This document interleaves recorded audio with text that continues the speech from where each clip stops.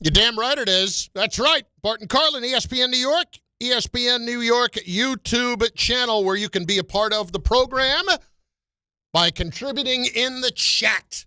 800-919-3776, 800-919 ESPN on this Wednesday in the middle of the week. We've still got time before the Knicks will begin the next round. We still got an entire series to finish up here. This could go 7 between the Pistons and the Cavs, sitting at 2-2 apiece. Now, first things first, Bart did get up this morning. So as you know, during the football season, when Bart does get up, it means that he will be over here somewhat later. During the football season, we got into making it interesting with a little something on the line. Currently, we have $73 in the Bart Pistons Fine Jar. Now, Bart coming over to the show between Ray, Tom, and myself, we will pick a time when Bart walks through the door.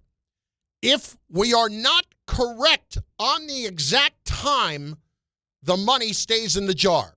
But if within that 1 minute, we are correct with the time that Bart walks in the studio door, that person will win the pot. Okay? So, I will even enlighten my cohorts in this for a moment to let them know that Bart was not on the last segment of Get Up. So don't let that sink in for a second as you start to consider what time you're going to say. I almost want to do this really quickly because I feel like maybe it could be on the earlier side, but then again, is Bart going to stop to get something to eat? Chances are that could happen. So we'll put all of that out there for you right now. Raymond Denahan. Right now, you look at the clock, it says 10:02:32. At what point will Bart Scott walk through that door? I feel like we got another 20 minutes before Bart, so I'll say 10:22. 10:22. 10:22. So again, if at any time during that 1 minute of 10:22 Bart walks in the door, Ray wins the pot. Tom Bauer, what say you? Well, I have a great feeling that Bart will be stopping for food, maybe even multiple coffees this time as well. What are you going to stop it at like 4 different places? Well, listen, he brought in like 4 different cups of coffee yesterday, so it wouldn't surprise me, but I'm just delaying the inevitable here. I'm going to say 10:26. All right, so Ray is 10:22. Tom, 10:26. I'm going to take the under. I'm going to go 10:18. That's very generous of you. 10:18. So that's where we stand right now. The winner takes home the $73. If there is no winner, the pot continues to grow. It's like a progressive slot machine. Bart and Carlin on ESPN New York. On the ESPN New York YouTube channel, we will get to the Knicks and their scenario here in just a few minutes because I find it very interesting to consider the bigger picture now that we're kind of sitting in the middle of this and what this looks like beyond this year and what success looks like and how we're going to treat all of this if it is just a trip to the finals that we're talking about. That is on the way. But I will begin today with some baseball. How about that? I like the idea of talking a little bit of baseball. Now, I don't like the reason why we're going to be talking some baseball, and that is the New York Mets. Now, the Mets, with A.J. Ewing coming up last night, making a big difference, giving them a little spark, they get a win, and that's nice. I don't really care about talking about one win. The Mets are still 9 games under 500. The bigger thing I care about talking about is sitting in the middle of May, where do we stand with this team, and what are the expectations for what this rest of the season holds? So let's just start here. David Stearns asked, do you believe the Mets can still make a run this season? I do believe that. We have not shown that yet, but I do believe that. Why? I think we have the talent on the roster and the character on the roster to make a run. We've got a lot of season left. I'm not going to say it's early. It's not. We're a quarter into the season. It's not early anymore. But we do have enough season left to make a run, and I think we have the talent to do that. Can we just go back for a second? The exasperated why in the middle of that. I got to hear that again. I do believe that. We have not shown that yet, but I do believe that. Why? I think we have the talent on the roster. Why? I'm going to clip that and put that on your page. Please do. I'm going to need to have that. Why? I had not heard that clip, but that just struck me as freaking hysterical. That was amazing. I don't know who that was, but now I want to find out who that was. Why? A little bit of angst in there, a little bit of frustration, a little bit of annoyance that I have to sit here in the middle of May knowing I'm covering a bad team for the rest of the year. I'll tell you what, folks, little secret, and they'll admit this too. I'm not saying anything that you would call insulting at this point. People who cover baseball, especially daily beat writers, can be among the most miserable people out there. And I don't mean bad people. I mean just, oh, God. Because to be fair to them, it is a dawn until dusk type situation, or dawn until midnight, really. In spring training, it's dawn until midnight. Here, it's now get at the ballpark at 1 o'clock, be there for whenever the manager's press conference is, be there for whenever the open locker room is, which is going to be a good 2 to 3 hours before the game starts. Be there for the game, which does not have a clock. It's better now that you have pitch clocks and such, but the overall game itself does not have a clock.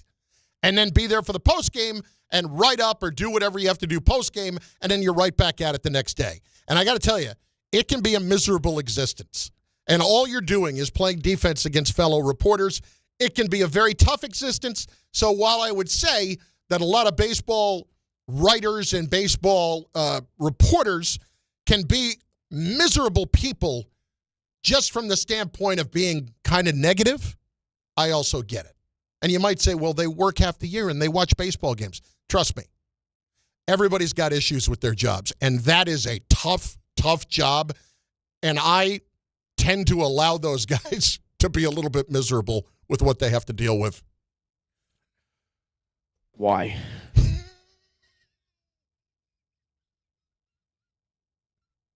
Why? It when it's isolated, there's not as much angst to it, but it's still okay. Anyway, that's David Stearns. I'm sorry that I got sidetracked there. But his thought is, of course we can still make a run this year. Why wouldn't we think we could make a run? What do we expect him to say at this point? I wouldn't expect him to say anything different. And he's not wrong. But last week, something popped up, and I have to say, it aggravated the heck out of me when I first saw it. And it was the first time that you start to see rumors pop up, and it usually happens around early May. But just the idea that the Mets were already going to be the subject of trade rumors involving Freddy Peralta aggravated the absolute daylights out of me from a David Stearns perspective. David Stearns constructed this mess. Even he admitted yesterday, yeah, we're kind of feeling it with the guys that we are trusting to stay healthy, not really staying healthy based on what their history is. Maybe we shouldn't trust that so much, and guys aren't playing at the level that they expect to play at. You want to choose to be optimistic off of all of that? We have certainly seen it before. The Nationals in 2019 were, 19-31? And they went on to win the World Series. This happens. It's baseball. That's baseball, Susan. But if we're going to start talking about what trades look like, and it's early May, and the Mets are already in the discussions, I'm not saying they're actively shopping anybody, because I don't think they are yet, but the Mets are already being looked at as a target to land someone like Freddy Peralta. Well, dear God, for David Stearns, that is the ultimate indictment. You know, so often we talk about general managers across sports, guys like Howie Roseman, that when they make a mistake and they realize they made a mistake, they move on from it pretty quickly. And in this case, with Freddy Peralta, it's not admitting that you made a mistake, because Freddy Peralta has obviously pitched pretty well.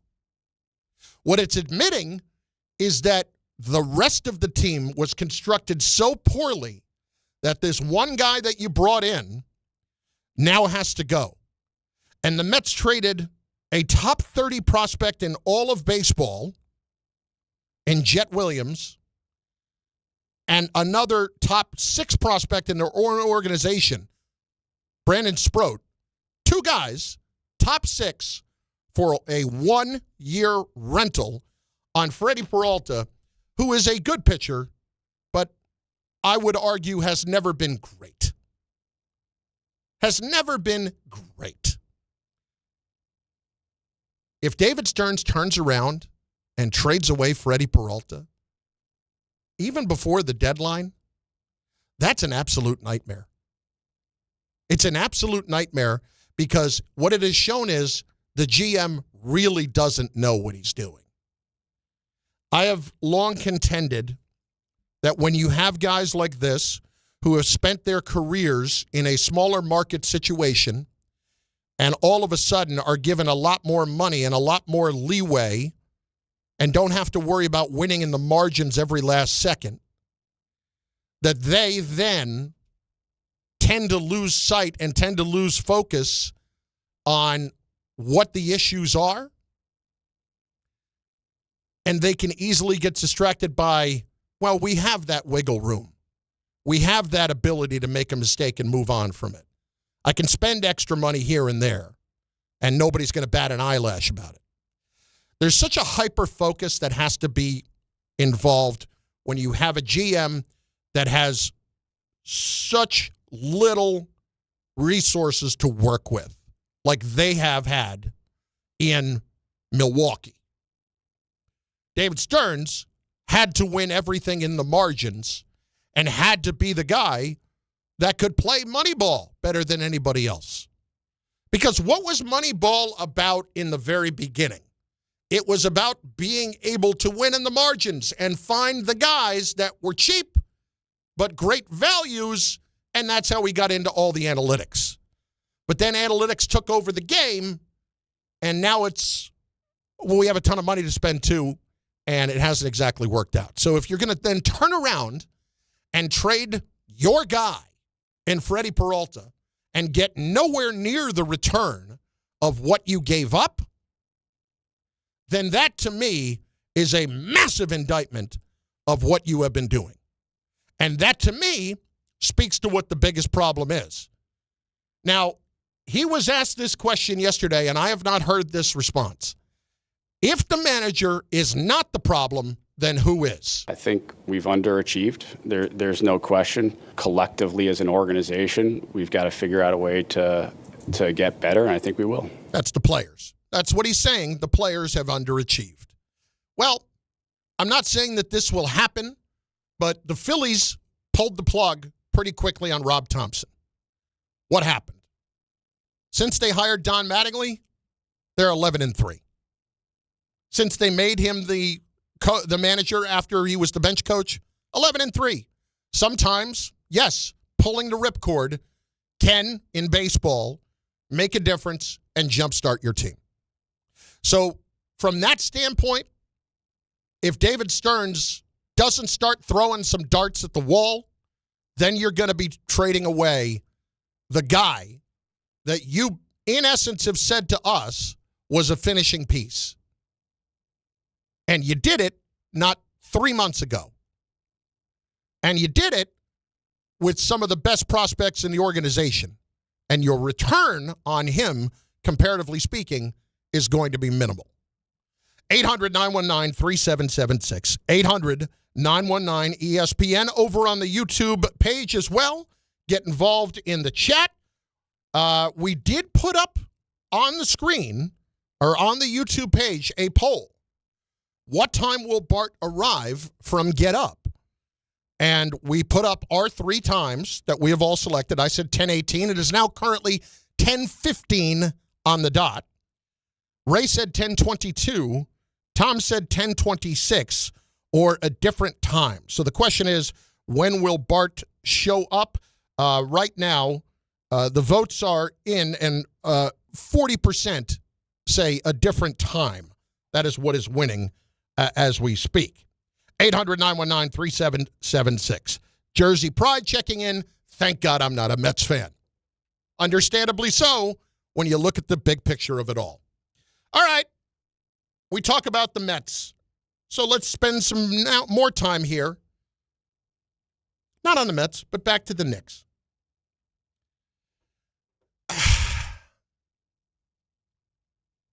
This is not a doom and gloom scenario I'm promoting.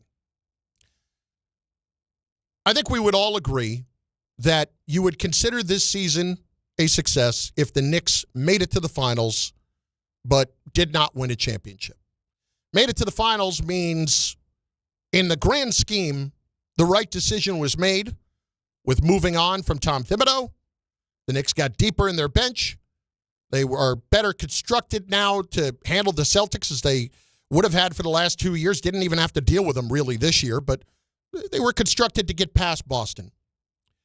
But if you run into the Oklahoma City Thunder in the finals and you lose to the Oklahoma City Thunder in the finals and they win their second straight championship, and let's say it goes down in 5 games. It's similar to what the Knicks ran into in 99 when they went on their run in the strike-shortened season, or lockout-shortened season, and played so great in the playoffs and then lost to the Spurs in 5 in a series that was never fully competitive. How are you going to look at this? Like, right now, I just asked you this general question. How big do you consider the Knicks window right now? The way the team is constructed at the moment, how big is this window? I'd say you probably have a window open that's another 2 years after this, minimum, maybe 3. Because it's not an old team, but it's not a young team. It's a lot of guys who are right in their prime at the moment. And guys who are tied up contract-wise for the next 2 years at least, if not beyond that. So with that in mind, we think about what this looks like. 5 years from now, if you had a chance to win a championship in a season like this, where you were able to take advantage of the rest of the East, and a weakened East at that, and you come up empty in the finals, how are you going to look at this? Are we going to treat this like the 90s? Are we going to have the same affection for a team like this as the 90s? We probably will, and that's a shame. We probably will, and that's a shame. And the reason I say it's a shame is that you've gone through so much pain over the last 20 years, and that was such a glorious era as you look back. And you can't literally come any closer to winning a championship than the Knicks did by getting to Game 7 of the NBA Finals. But in that small window of when Jordan was gone, they were not able to take advantage. Well, if the Oklahoma City Thunder are becoming what you would think to be the beginning of a dynasty, they win their second straight championship. Certainly that looks like what's happening. How are you going to approach this? Are you going to be thinking big picture and you're going to be thinking right now, well, you know what? We're good enough to run it back again, and we're good enough to take another swipe at this as presently constituted.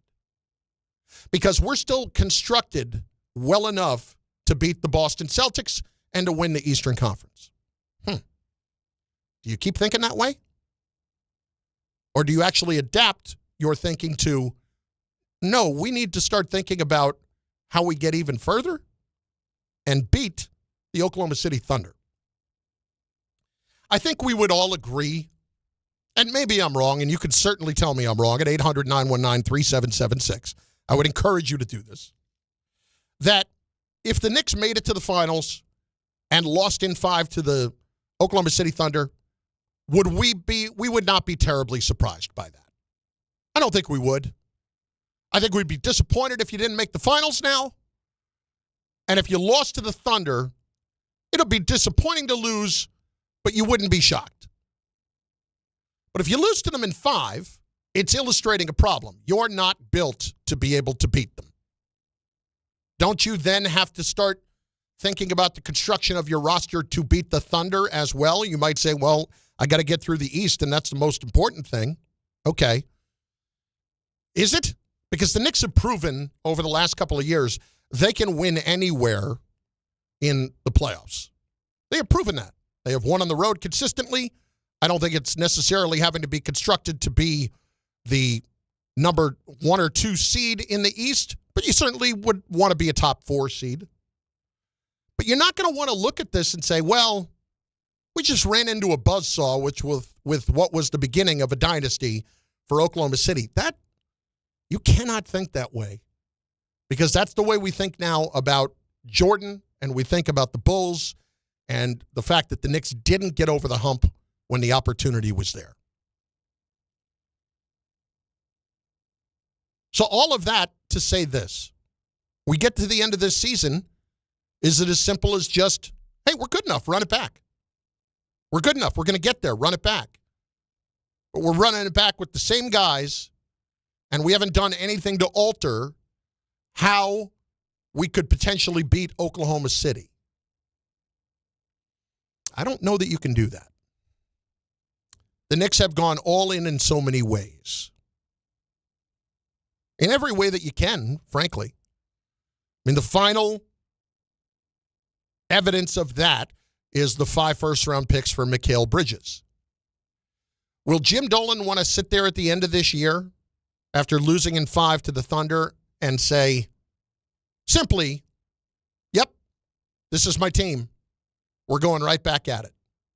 I don't think any one of us would yell or scream about that. But if you're not looking to capitalize when that window is open and not looking to get over the top at every stone that you can unturn, then you're missing out and you're doing yourself a disservice. And of course I'm talking about Giannis there.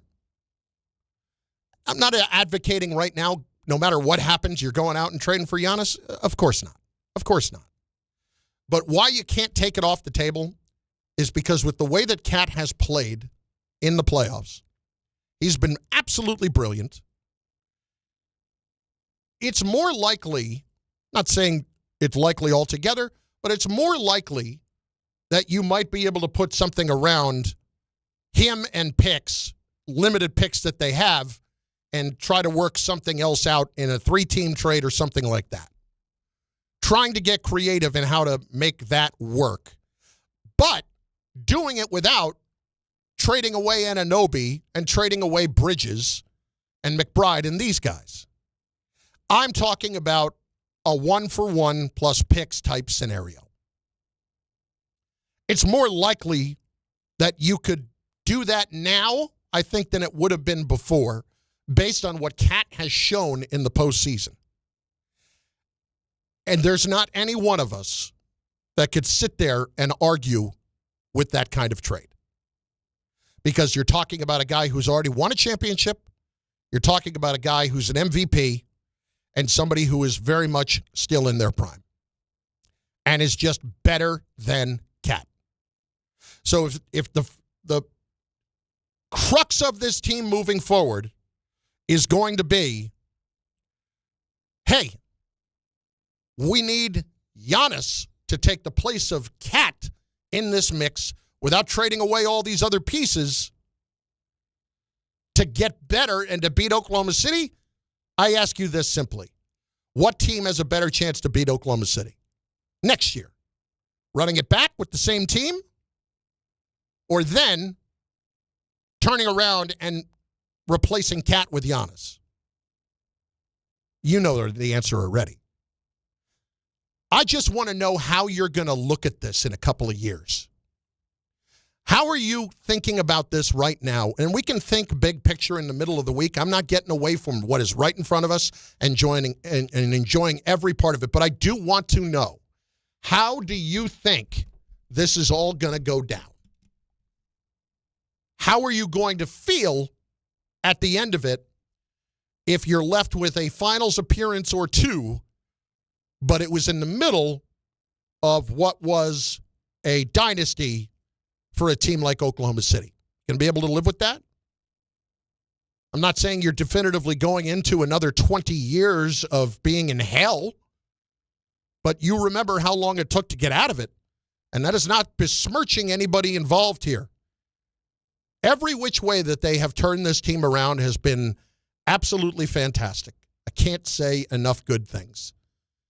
And, man, it has been so enjoyable to watch, and I cannot wait to watch the next round and watch them try to make it to the finals. But the point is simply this.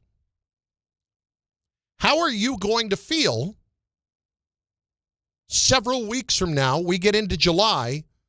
You're a couple of weeks removed from losing in the finals to Oklahoma City, if that happens. And you might feel like, I don't know that anybody's going to beat that team. Is it okay to accept your fate when you think your fate is a foregone conclusion? 800-919-3776. Get on board right now. 800-919-ESPN. Get involved right now at the ESPN New York YouTube chat. See, this is wrong here. X Heineken X. Why is Carlin making trouble? I am not making trouble. I am not making trouble. I'm just wondering how you're going to feel about this in a few weeks. When I'm making trouble, you'll know. Okay? You'll know. Now, disappointing as this is, it is 10:26 and 56 seconds. 58, 59, bang, 10:27. No winner today in the what time will Bart show up pool. The $73 pot stays put. Hopefully Bart will mention the Pistons a couple of more so we can treat this like a progressive slot. And we can get right back at it. I had 10-18. Ray had 10-22. Did you have 10-22? Is that correct? That's correct. I had 10-22. Tom had 10-26. And we all were wrong. 800-919-3776. Bart, Carlin, you, ESPN New York, you're welcome. Another dominating step towards a championship. The New York Knicks have redefined playoff dominance. And for the second consecutive season, the Knicks are on their way to the Eastern Conference Finals. I think that's really great to see our team in this mindset, the feeling that we got a lot more work to do. Inbound stolen by McBride, and then Brunson buries a far corner three. 5 points for Brunson in about 3 seconds. The pursuit of the Larry-O is alive and well. You like the rhythm that you're in, but if we expect to be who we think we're capable of being, we'll find a way to stay consistent with what we're doing. Hear all the games here on 880 and the ESPN New York app. At Uline, they know firsthand the road to success is an uphill climb. Uline started in the family basement, and through hard work is now North America's most trusted shipping and industrial supplier. They get what it means to have the support of reliable, hard-working partners. So they keep 41,000 items ready to ship. Whether your company is still in a basement office or expanding cross-country, Uline will be there on your road to success. Visit uline.com. Got a big problem now, George Washington Bridge. Listen up. The outbound, Jersey-bound lower level closed. That is all because of concrete debris falling from under the apartments by the bus terminal. All traffic is diverted to the upper level at the moment. That's westbound Cross Bronx, the Deegan. Everything is messed up. Harlem River Drive, trying to get to the upper level. Avoid that. If you're trying to get to the lower level, use the West Side Highway. That is still open. Henry Hudson Parkway to the outbound George Washington Bridge. That seems to be the best way at the moment. Into town, it's about 15 minutes at the George Washington Bridge, upper and lower. Lincoln and Holland tunnels, we've got at least a 10-minute delay. In New Jersey Transit, 30-minute delays on the trains on the North Jersey coastline from earlier problems. I'm Bob Williams on 880 ESPN New York. I'm a dog, and my job is to make you happy. So I recommend Optimum Fiber for your home. It's famously fast. Way better than flaky 5G home internet, which can slow down the more people or dogs are online. So switch to Optimum Fiber, starting at only $25 a month with a 5-year price lock. Call 888-4-OPTIMUM or visit Optimum.com today. That's 888-4-OPTIMUM.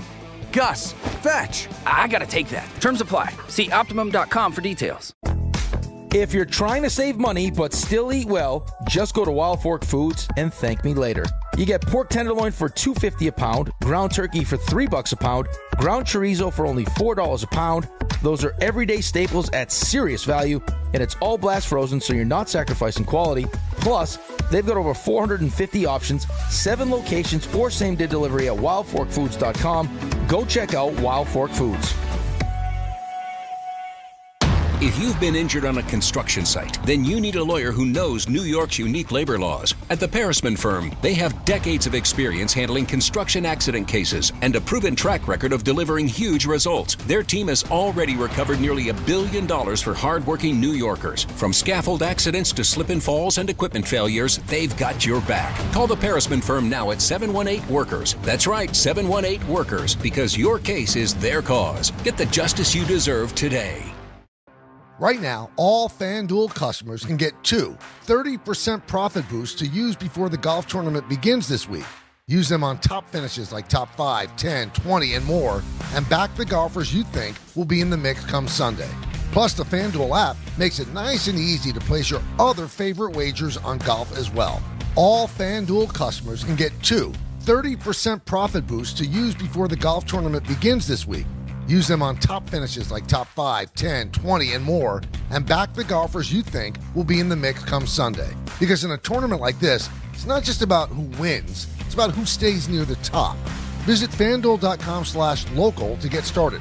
21 plus and physically present in New York, opt-in required, bonus issued as non-withdrawable profit boost tokens. Restrictions apply, including any token expiration and max wager amount. For help with a gambling problem, call 1-877-8-HOPE-NY or text HOPE-NY 467-369. Chris Canty here. PayPal is now the official peer-to-peer payment sponsor of the NFL, which means all the money moments that your fandom creates, whether splitting tailgate costs or chipping in on tickets and game day food between friends, are covered. Wherever the game is played or watched, PayPal moves with fans. You can send money through text, email, or directly to your friends with eligible accounts on Venmo. Just download the PayPal app and share all the moments that matter. Account with PayPal is required, not available in all regions where PayPal operates. Evan Cohen here. Game day brings the excitement. Your stay should feel just as memorable. With Marriott Bonvoy, official hotel partner of the NCAA and U.S. Soccer, you're connected to a portfolio of brands designed for how you travel. Some offer complimentary breakfast, others give you room to spread out, space to stay productive, or extended stay comforts. So whether you're a traveling fan or part of the team, Marriott Bonvoy celebrates the moments that live on before and after the game. Marriott Bonvoy, where game day checks in.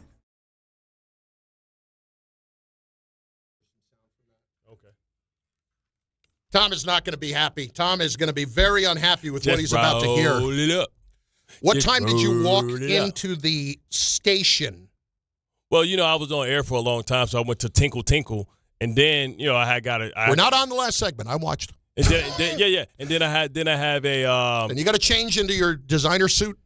But this is the problem. Remember, I had on what I had on yesterday, so not only did I had to take off my suit, but then I had to take off my other thing. Because I had the same thing on. Oh. Yeah. So okay. So then it was so heavy because I had 2 outfits and I had a shoe bag. I had to take my shoe bag to my car. So I wasn't lugging my book bag and my suitcase and my wardrobe bag. What had happened was. Yeah. But I actually got in around 10:25, 10:26. I walked through the door. Tom? And I talked to John. He walked in the door at 10:26. Damn it, Bart! And I stopped and talked to John because I got a text from an impending sponsor, and I thought we had got the contract. So I was like, "Hey, John, I think we got the contract. I'm gonna need an extra day off because this was my guy because I work for it."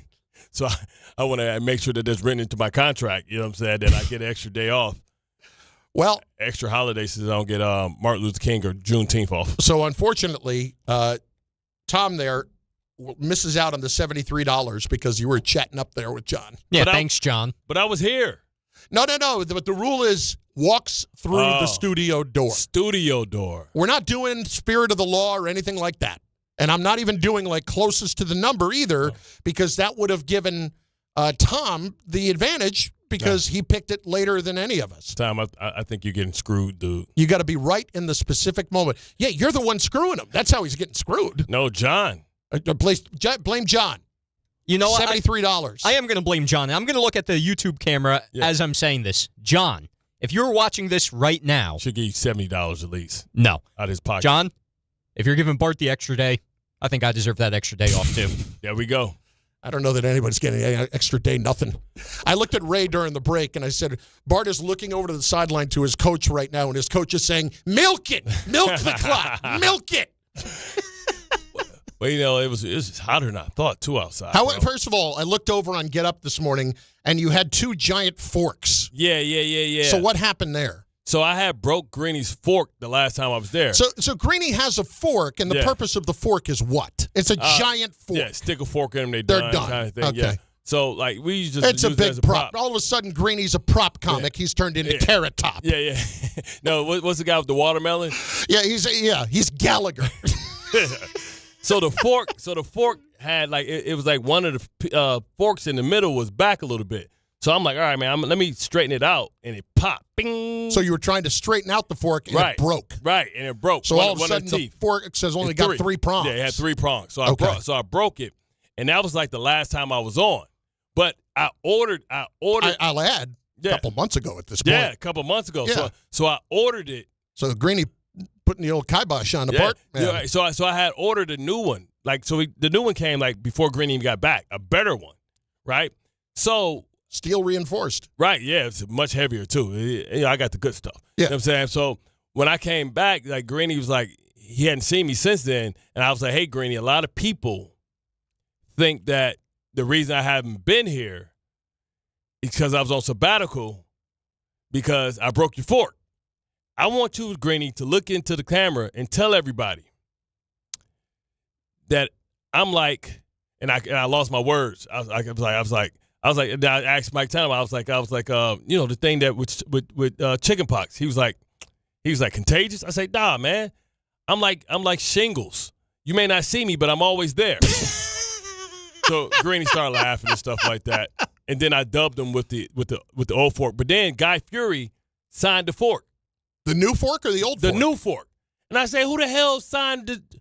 I say, bro, so I was like, first of all, who's Guy Fury? I know who he is. Yeah. But I was like, what the hell is Guy Fury? Why is he signing other people's? Greeny didn't ask him to sign it. I think he just thought because he was a chef. Oh, I'm Guy Fieri. You must want my signature on a giant fork. Who's that guy that you said, Gator, that always think that everybody wants his autograph? Like, here, kid. Like, bro, who are you? What's the guy who used to play for the Mets? Gator or something? Or the Knicks? The Yankees. Gator. His name was Gator. It wasn't Ron Guidry. Yes. No, he wasn't that guy, though. I know the guy you're talking about. It wasn't Ron Guidry. Yeah, Guidry, I think, came in because he came in studio one time. He did with us. And he had the leather jacket on. Yes. And he's like, here you go, kid. Like I'm a grown-ass man, first of all. He did that to you? I didn't remember that. I think he did it to everybody in there. We were laughing. Me, you, and Mag were laughing on his way out. I liked him. I didn't remember because he had a book. He was like, here, I signed it. No, that was Keith. That was Keith Hernandez. Like, yo, I signed it. Here you go. I signed 5 copies of my book. Here you go. I'll tell you what was funny. Give them out for Keith Christmas is gifts. such a character. I worked with him at SNY. They had a commercial years ago for SNY where he was doing an autograph signing at a baseball card store. And the first thing they cut to Keith, and there's a kid getting his autograph. Yeah. And Keith looks at the camera and goes, "Say hi to your mom for me." Yeah, you know what I'm saying? Exactly. So it was either Guidry or Keith that just here, you're welcome. I swear I think it was Guidry. He signed his book like, "You welcome." I thought it was Keith. But bro, I don't want this. Because remember he came in with the leather jacket, the old school baseball. Now that was Keith. Now that I think about it, it was definitely Keith. Yeah, I'll say, bro. Keith. I say, this dude loves himself. He's the best. Oh, yeah, he was talking about like when he was having it's like relations with all the women. Chapter 2. Yeah, he had a good time. But Keith is one of those guys that I love Keith, by the way. He loves himself, but it's in a harmless way. It's like in a lovable way. It was like John Sterling kind of like that. Like Keith, like that thing from Seinfeld. I'm Keith Hernandez. Yeah. Like there's a little bit of that in Keith, and it's amazing. I'll tell you a quick story about it. Yeah. When I worked at SNY in spring training, you'd have to go out to dinner with a bunch of sponsors. Yeah. And so Keith and I were sitting at the same table, and I looked up, and I don't know much about wine, But I saw that Keith had a bottle of wine that I knew to be particularly good just because of my in-laws are big wine people. Yeah. And I said, wow, Keith, where'd we get that? And he's like, I just ordered it. I'm Keith, you know? Yeah. And you know, like, what do you because mean? at SNY, it was like, oh, we had a couple of preset bottles that we're going to order, the Rumpelmans, you know? They served me. What, you sure one Andres? So I'm like, wow, that's cool. I'm like, do me a favor. Will you hold, turn that bottle toward me for a second. I want to take a picture and send it to my wife. And then he holds it up next to his face. And I said, Keith, no offense, I don't think that's going to do anything extra for her. I'm Keith He's Fernandez. the best. He's so good. So I said, like, yo, who the hell is Guy Fury? And I was like, bro, you don't just come to somebody's place and sign stuff that's not yours. Like, he just signed the fork. Like, he took the whole fork up. I said, the whole fork. The thing's a giant fork. Yes, it's like 5 feet. I'm like, bro, you're not the most famous person to ever come in this studio. Like, you don't just go be signing people's stuff. This is my fork. I bought this for Greeny. So if anybody should sign it, should be me, because I was going to get it engraved to be funny. Yeah. Like, get it like Greeny on it and put like something silly on it. This dude just took up the whole fork. Nobody asked him to sign nothing. But now you got 2 forks. Right. Yeah, well, one is toothless. But yeah. So the other one's broken still. Yeah. Oh, okay. You can't fix it. Oh, I saw the 2 of you holding up 2 forks, and I thought they were 2 full forks. No. It's the old fork and the new fork. Okay. I say, man, come on, man. This dude, I can't. Like, that's like me going into your house, like, man, let me sign the wall. I'm sure you want to be. Bart Scott was here. like walk by, hey, man. Eat your vitamin, say your prayer. Man, I'm 40. What the hell you talking to? I'm a grown ass. Who the hell you talking to, son? Don't son me. Bart and Carlin, ESPN New York. We get to your calls on the Knicks, on the Mets, on whatever you want at 800-919-3776. Are you going to look back a year or two from now, or even beyond, and be able to live with just another finals appearance, or does this have to have the urgency of a championship as you continue to move through the next couple of years, because the window is what it is? We'll explain more in moments on ESPN New York. This is Don, Hahn, and Rosenberg. There is something about what you're seeing from the core of this team. Take them out right from the start. The knockout punch was thrown 5 minutes into the game. No, it's crazy. There's something about the mentality of this team as a veteran group that's been through some wars that kind of suggests that if there's ever a time to believe in the New York Knicks, the year is now to believe in them. Don, Hahn, and Rosenberg. Weekdays at 3 on ESPN New York and streaming live on YouTube. Chris Carlin with you. Glad to be joined right now by Taylor Canfield. He is the U.S. Sail GP team driver, and we are all getting ready for the Mubadala New York Sail Grand Prix coming up at the end of May. Taylor, how we doing? Yeah, we're excited for the home event in New York, and can't wait to be there and racing in front of all the fans. Tell us why fans should be excited for the Mubadala New York Sail Grand Prix. The racing is just so exhilarating coming in and watching it from the shoreline of Governor's Island and in front of the Statue of Liberty, racing in one of the biggest, most amazing cities in the world. I'm getting the goosebumps just talking about it, and these boats are the fastest boats in the world, racing with the best sailors in the world. It's really cool, and it's going to be so electric in New York, and it's our home event this year, so we're pumped. We are pumped as well, Taylor. We appreciate your time. He is U.S. Sail GP team driver Taylor Canfield. We're looking forward to the Mubadala New York Sail Grand Prix coming at the end of May. Taylor, thanks. Good Karma Brands is proud to be an equal opportunity employer, providing equal employment, development, and advancement opportunities to all teammates and applicants. To learn more about careers with us, please send an email to talentacquisition@goodkarmabrands.com. That's talentacquisition@goodkarmabrands.com. This is the Michael K. Show. The Yankees are a really, really good team, but there are flaws. Is it doom and gloom? Of course not. But there are things that can be improved, and I'll give you a list of them. The bullpen does not have a lot of swing and miss in it. The offense out of catcher is an issue, and another guy that has not performed up to his capabilities and have to get more out of him is Jazz Chisholm. The Michael K. Show, weekdays at 1 on ESPN New York and streaming live on YouTube. Rich Eisen here. PayPal is now the official peer-to-peer payments sponsor of the NFL. which means all the money moments that fandom creates, whether splitting tailgate costs or chipping in on tickets and game day food between friends, are covered. Wherever the game is played or watched, PayPal moves with fans. You can send money through text, email, or directly to your friends with eligible accounts on Venmo. Just download the PayPal app and share all the moments that matter. Account with PayPal is required. Not available in all regions where PayPal operates. Evan Cohen here. In life, as in sports, the pros make it look easy. That's why pro golfers like Jason Day, Ben Griffin, and Patton Kazire trust the pros in lawn care. True Green. They have the experience and expertise to give you a lawn worthy of the PGA Tour. And since True Green does the work for you, you get more free time, or more tee times. So stop stressing over your lawn and start loving it. Sign up now at TrueGreen.com because nobody makes it easier to get a golf course quality lawn than True Green, the official lawn care treatment provider of the PGA Tour. It's playoff basketball. You got to do a little bit of everything. The intensity levels are at an all-time high. These are the NBA playoffs. Every team looking to make a run. This is incredible. Every player looking to make history. Give me all you got. Let's go. So tune in because this is going to be unbelievable. This is exactly what we want. The NBA playoffs presented by Google continue on ABC, ESPN, NBC, Peacock, and Prime.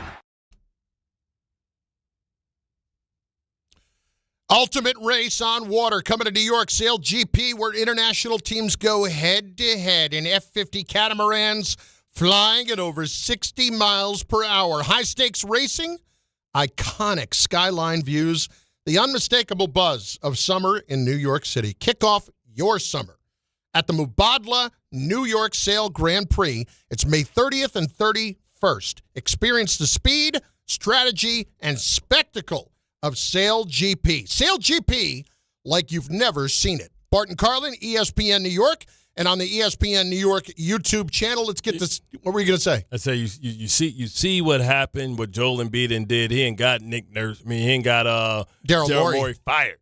He's out. That's one less Eastern Conference person that the Knicks have to worry about going forward, baby. Let's see if we can pick off their peoples. But they probably have to tear it down. But they did keep Nick Nurse, which I thought was interesting. You know how much money they paying Nick Nurse? I know. You go fire the general manager that you paid a bunch of money. Like, Daryl Morey was supposed to be what Stern was supposed to be for the Mets. They brought him over here. He was highly touted.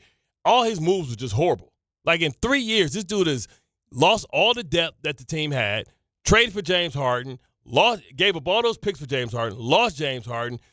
Was he there at the beginning of the Ben Simmons? Yeah. No. But he was not there who drafted Ben Simmons. No. But handled the trade of Ben Simmons and all that stuff. Had to deal with Ben Simmons. Like, he was there, 4 years? It's been something controversial. I don't think he traded Ben Simmons. It's been something controversial every 4 years, man. It's crazy work. So that's just one less dude. That's another organization that's going to be up in flux, and they got to try and figure out, man. When did they trade Simmons? What was the – so he did trade Simmons? Trade him to the Nets. No, I know that. Morey got there November 2nd, 2020, so I'll find the Ben Simmons trade date. That's 6 years, yeah. He definitely was there then. So he did with the Harden. Harden saying he's a liar. Like, just imagine where I can only imagine where – and it's the crazy part, right? They beat Boston. See, but when you get beat the next round like that, that's what I'm saying for the Knicks. Like, I don't think the Cavs can do it, but if they mess around and get bullied by Detroit – that got somebody fired. Yeah. You see what I'm saying? Like, just look how high they were from beating Boston in a 7-game series. Boston, they beat what people thought was the best team in the Eastern Conference, and because it looked bad the next series, people forgot about all that good favor. Now Joel Embiid is going to be trying to figure out, like, when they can't move him, they'll be looking at who want to take PG. Nobody. You know what I mean? And Maxi's just out there rudderless. Morey took over 2020. Simmons got traded 2022.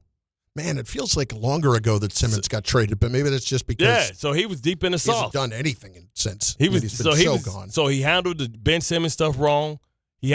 Sound familiar? Are you listening, Cohen? Like, tout it. Listen, I'm sure when they got Daryl Morey, they was thinking the same thing how we felt when we got Stern. Like, man, we've been waiting for him. We are so blessed to be able to get him. Just like Cohen, he waited for Stern. And look where it's got us, man. 800-919-3776, 800-919-ESPN. Let's start with David and Elizabeth on ESPN New York. D, what's going on? What up, fellas? Let's get straight into it. So, not for nothing, right? I know we stink, but that was a hell of a game yesterday. A.J. Ewing, triple, RBIs. Man, it was beautiful to see, man. I wish the Mets could play like that every night, but, every opponent isn't like, who we faced last night. So this is very true. But, I mean, listen, let's be clear. You do have to sweep the Tigers here and then lose and not lose the series to the Yankees. Not get swept by the Yankees. For sure. The pitching was really good. Peralta was on one last night. It was beautiful to see, man. I just wish that my Mets could click on all cylinders like that every night. But, hey, Bart, man, hopefully Stearns can learn from his mistakes. What up, Bart? But Dave, what was that? Was that a what do you call it when you put your prospect up and you want to debut him? A little showcase? Yeah, was that a showcase for Peralta? Come get him. He's available, baby. Give us something. Nah, that was a showcase for A.J. Ewing, man. He did his one too, man. He was really good, man. It was good to see the team get a fresher breath of air from another player. And Don called it good yesterday on his show as well. That you either fire the manager, you either shake up the lineup, or you call somebody up. And they called somebody up, and he gave results, man. And I'm really excited to see that. And I just hope it stays consistent. That's just pretty much it. And, hey, what are you guys hearing about my man, Cade Klubnik, man? They say he's shaking things at One Jets Drive right now. It's a small sample size, but they say he's doing things right now. Kicking the hell out of air. I would be careful. Yeah, kicking the hell out of air. Remember, it's got some tights what on. Is it, 7-on-7? Yeah. Today we're going to work on cover 2. Like, okay, you remember when you go to cover 2, throw the ball here every time. That's the weakness. Somebody else doing the thinking for you. Now I doubt. Yeah, we're good, Cade. Sit tight. Yeah. And I think he'll be all right. Don't get me wrong, but I would not start thinking about Cade Klubnik and what this season's going to hold from him yet. The future, Cade Klubnik. Let's be honest about this, okay? If we actually are talking about Cade playing at some point this year, either Gino's gotten hurt or something's gone horribly wrong. We're trying to tank for Arch. Derek in Hillside is next. ESPN New York. D, what's going on, dude? How are you? I'm good. What's going on, guys? Let's get into it. I'm going to pray for my boy Dave and Elizabeth. His sports teams, man, he must be one loyal dude. He's fandom of the Nets. The Mets and the Knicks, that's depressing, just to hear that. Yeah, but man. I'm going to pray for him because he's local New Jersey. Yeah, he's super loyal. He should have left his girlfriend 2 years ago. I'm just playing. But let's get into what Chris Carlin was talking about earlier. Chris, I think you hit it on the nose there, what you was talking about. I think the Knicks do have like a 2 to 3 year window. But I think after this season, say if they don't win the finals, I hope they do. But if they don't, I think you're going to have a lot of mixed emotions about what they're going to be in the next couple of years. Do you move on for Cat, like you said? What do you do with Mikal Bridges?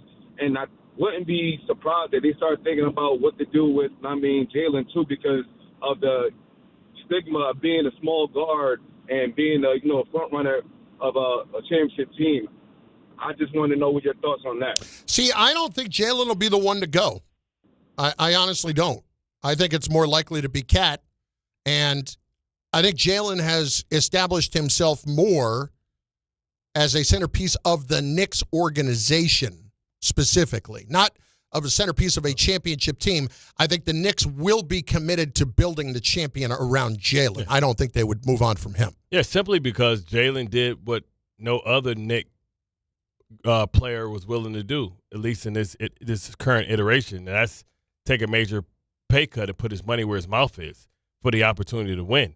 I don't know if Bridges gets the extension if Jalen forced him to give him a supermax. They might be in the second apron or something like that if he took all the money that he was eligible for. Now, he plans on getting it back, but he was hoping, I'm sure, that before he goes back to the table, he can say, look, man, I gave you guys a championship. So at this point, you got what you wanted. I've delivered that. I need you guys to go ahead and reward me now. But, does that happen? Maybe. But, they have this year and next year before he's going to go back to the table. So if he's able to say, hey, man, in a walk year, or option year, I gave you a championship, I'm sure Dolan would be head over heels again, whatever he wants. He said, listen, you can do no wrong now. But, when you think about Cat's going to be an asset that I think you can take advantage of because I don't know if you want to give him $62 million annually a year because that's what he's going to be eligible for and that's what the market's going to be. So if we're going to talk about teams and what the window is for the Knicks, basically everybody is signed through next year. Yep. Definitively. And that includes Cat at $57 million in 26-27. It appears to be a player option for 28-29 at 48. I'm sorry, at 61 for 27-28. Will he opt out, thinking that he's worth it, especially if he takes his team to the Eastern Conference Finals? If he takes this team to the NBA Finals, wouldn't you think the Cat would opt out? Yeah, you only opt in if you nervous and ain't nobody gonna pay you, and teams hoping you opt out and you take advantage of them. Brunson is signed all the way through 27-28, but after next season is when he'll start looking for that extension. Correct, and he's earned that extension. He's he's a third or fourth. At this point, he's the fourth highest paid player on the team. Brunson right now is the third highest paid. Behind Cat and OG. Yeah. Okay. Bart and Carlin, ESPN New York. ESPN New York YouTube channel at 800-919-3776. How are you going to feel in a couple of years when the window closes if you only come away with a finals appearance in the middle of another team's dynasty? We'll explain more on that in moments on ESPN New York. This is DiPietro and Rothenberg. Everyone loves Rick. It's fun. I don't need to go to anything. I'm an ass pimple is what I am. Mike Trout is a pimple on my ass. I'm not even a pimple on the ass. I'm an ass boil is what I am. I'm sorry. I am the station hemorrhoid is what I am. DiPietro hemorrhoid? Yes. I'm a station hemorrhoid. That's what I am. This is DiPietro and Rothenberg. Right. So I'm the station hemorrhoid. Morning Start with DiPietro and Rothenberg. Weekdays from 6 to 10 on ESPN New York and streaming live on YouTube. Knicks fans, it's time to hit the court with BetMGM, an official sports betting partner of the New York Knicks. Download the BetMGM app today and add a boost of excitement to every New York game day with same-day parlays, live betting options, player props, boosted odds specials, and the best daily promotions in the business. With the BetMGM app at your fingertips, you can experience the excitement of betting on your favorite players and get in on all the blue and orange action as your New York Knicks drive the lane. Find out why basketball fans love BetMGM, an official sports betting partner of the New York Knicks. BetMGM. Make it legendary. BetMGM and GameSense remind you to play responsibly. See BetMGM.com for terms. 21 years of age or older to wager and physically present in New York and New Jersey only. Subject to eligibility requirements. Gambling problem in New York? Call 877-8-HOPE-NY or text HOPE-NY 467-369. For New Jersey, call 1-800-GAMBLER.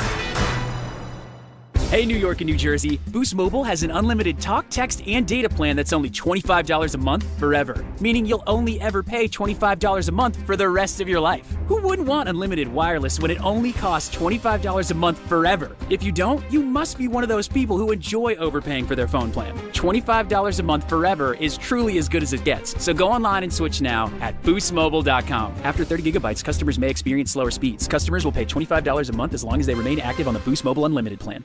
Hi, this is Don LaGreca. Just like the New Jersey Devils protect their home ice, Viking Pest Control protects your home. And I know because I use Viking at my own place. As the pest control provider and proud partner of the New Jersey Devils, Viking brings 45 years of trusted experience and expert service to keep ants, cockroaches, stinging insects, rodents, and even mosquitoes out of your zone. Their local team builds a personalized game plan that actually works. And when you bundle pest control and mosquito services, you score big savings. One call, one company, total peace of mind. Visit VikingPest.com. Protecting your home inside and out. Running a business means wearing multiple hats. So if you're like me, you probably started out using your personal phone, taking client calls and texts nonstop. As my business grew, I needed something smarter. That's when I switched to Quo, the #1 business phone system. Quo works right on your phone or computer. No carrying two phones, no clunky landline, just one easy app you can try for free. Your team can share one number and handle calls and texts together like a shared inbox. Any teammate can jump into the conversation, so customers get faster responses. And Quo's AI assistant summarizes your calls and responds to customers 24/7, so you never miss a lead or opportunity. All this starts at just $15 a month. That's basically 2 coffees. You can even keep your current business phone number. Find out why 90,000 businesses trust Quo. Money is on the line. Always say hello with Quo. Try Quo for free at quo.com/sports. That's quo.com/sports to try Quo free. QUO.com/SPORTS. ESPN New York, now streaming live on YouTube. Subscribe today and watch the show. WHSQ and WCBS FM HD2, New York. This is Bart and Carlin. I think we would all agree that you would consider this season a success if the Knicks made it to the finals but did not win a championship. But if you run into the Thunder in the finals and you lose, and let's say it goes down in 5 games, it's similar to what the Knicks ran into in '99. How are you going to look at this? 5 years from now, if you had a chance to win a championship in a season like this and you come up empty in the finals, how are you going to look at this? Are we going to have the same affection like the '90s? This is Bart and Carlin. We have not shown that yet, but I do believe that. Why? On 880 ESPN and the ESPN New York app. So I have to share this with you because at the beginning of the show you didn't catch it. You were on your way over from Get Up today. So David Stearns asked yesterday in a press conference after A.J. Ewing's coming up, hey, can this team actually still make what? I forgot told you I had the same clothes I had on yours, so I had multiple shoes. I'm telling you, I had a lot going on, man. I had 3 outfits that I had. But you just reached into your backpack as I'm talking and just started grabbing shoes. You're getting your laptop. Yeah, en route to my laptop. I look up and there are just Jordans coming out of it. You know what I'm saying? Anyway, so David Stearns yesterday is asked, do you still believe the Mets can make a run this year? Man, quit playing. All right, so here's what it is. But don't even listen to the answer. Just listen to the follow-up in the middle. I do believe that. We have not shown that yet, but I do believe that. Why? I think we have the talent on the roster. Just the why. Why? He's like, dude, why? Why? See, here's what the difference is. We got to enhance that a little bit to make it sound louder. Yeah. Why? Because there was an exasperation in the original cut that is not there in just the cutaway. Yeah, because he's like, why? He's like, are you serious, man? Why? Like, just give up because you're making me have to cover this team a lot harder than I need to. Exactly. That's the thing.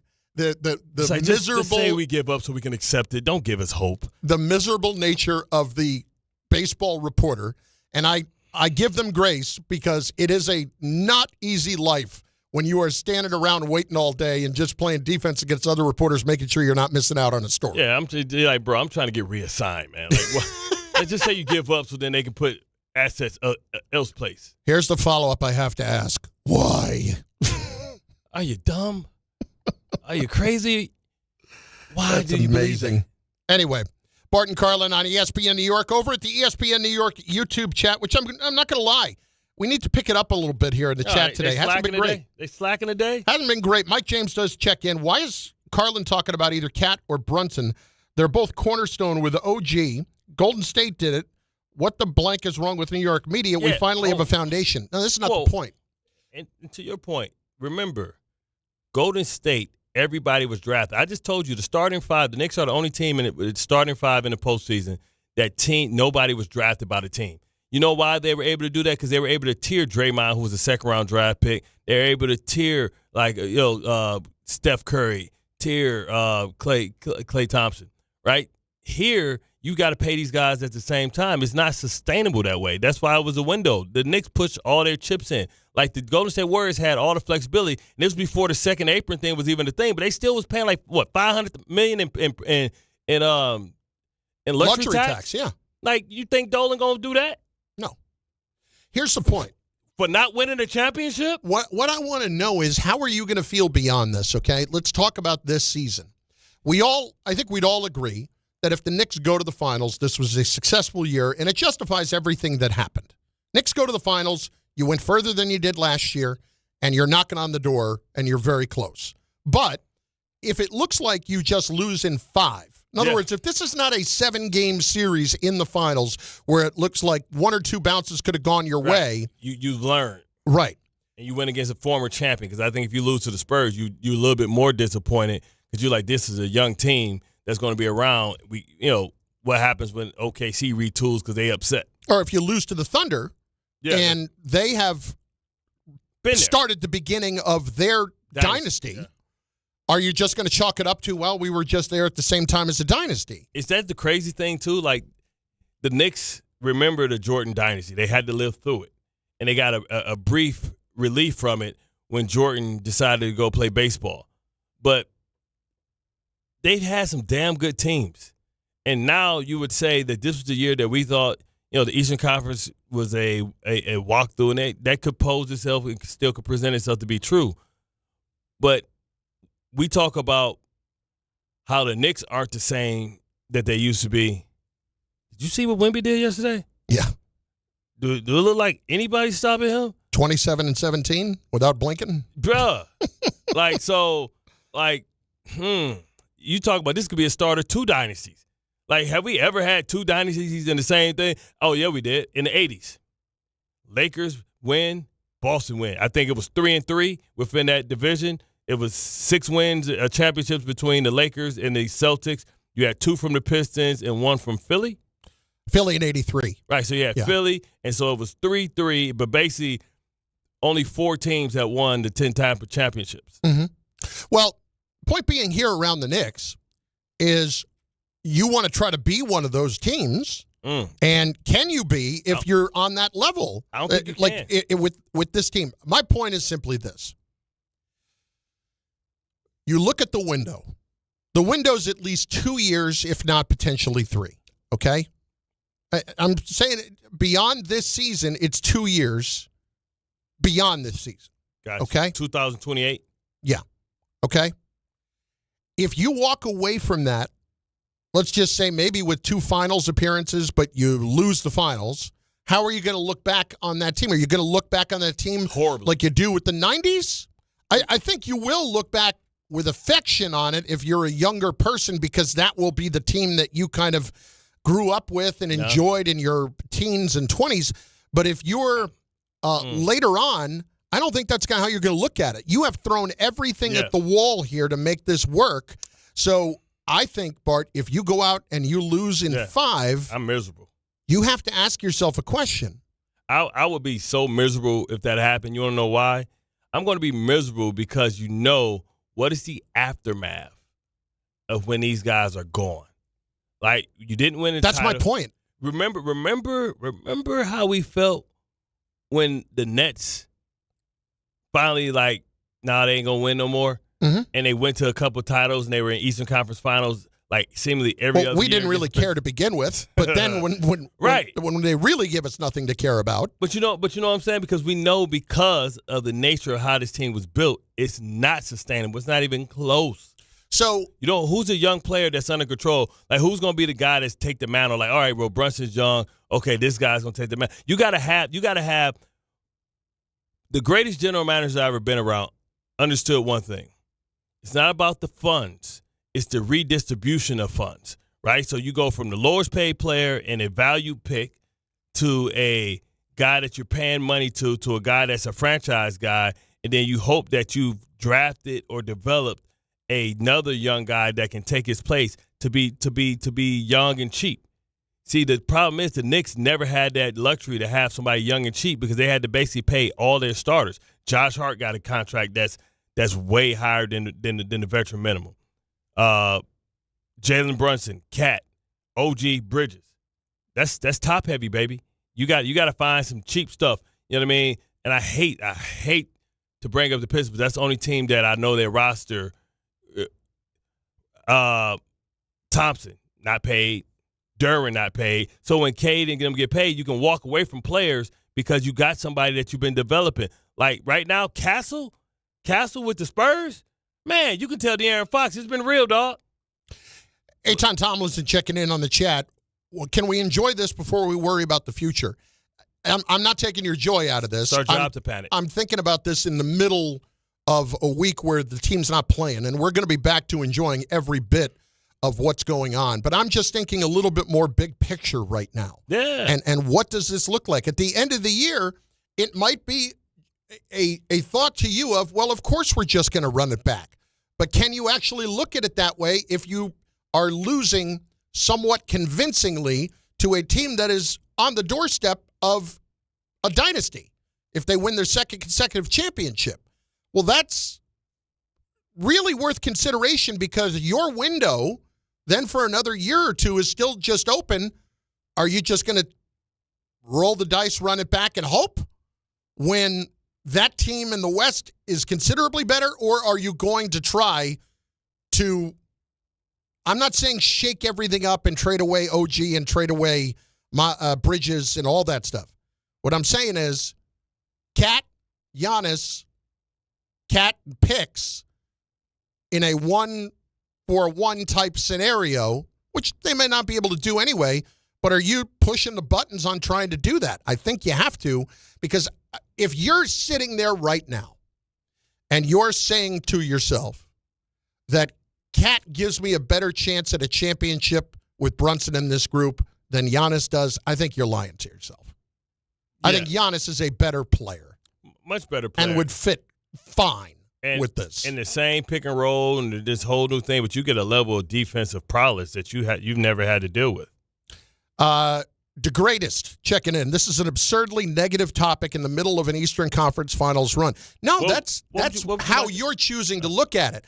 I'm trying to figure out what this is all going to look like after this ahead of time. Yeah, we're not speaking about games because it is none. No, man. So this is time where we can think big picture, man. We can't just live in a moment. It's our job to make sure that we project it forward and advance the conversation.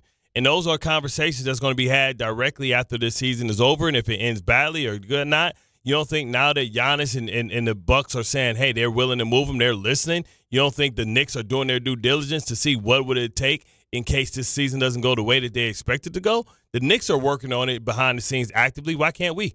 Let's hit it. 800-919-3776. Al in the Bronx has been patient. Al, you're next on ESPN New York. What's up? Hey, brother, what's up? I thought I was going to get on before Bart got there, but hey, Bart, how about Detroit? How are those guys doing? Well, we'll see. Hey, damn it, we'll see tonight. Don't ask me how they doing. Don't give me a chance to answer. We'll see how they doing tonight. They'll be feeling damn good if they win tonight and they up 3-2. Yeah. All right. Anyway, getting back to all that Giannis talk.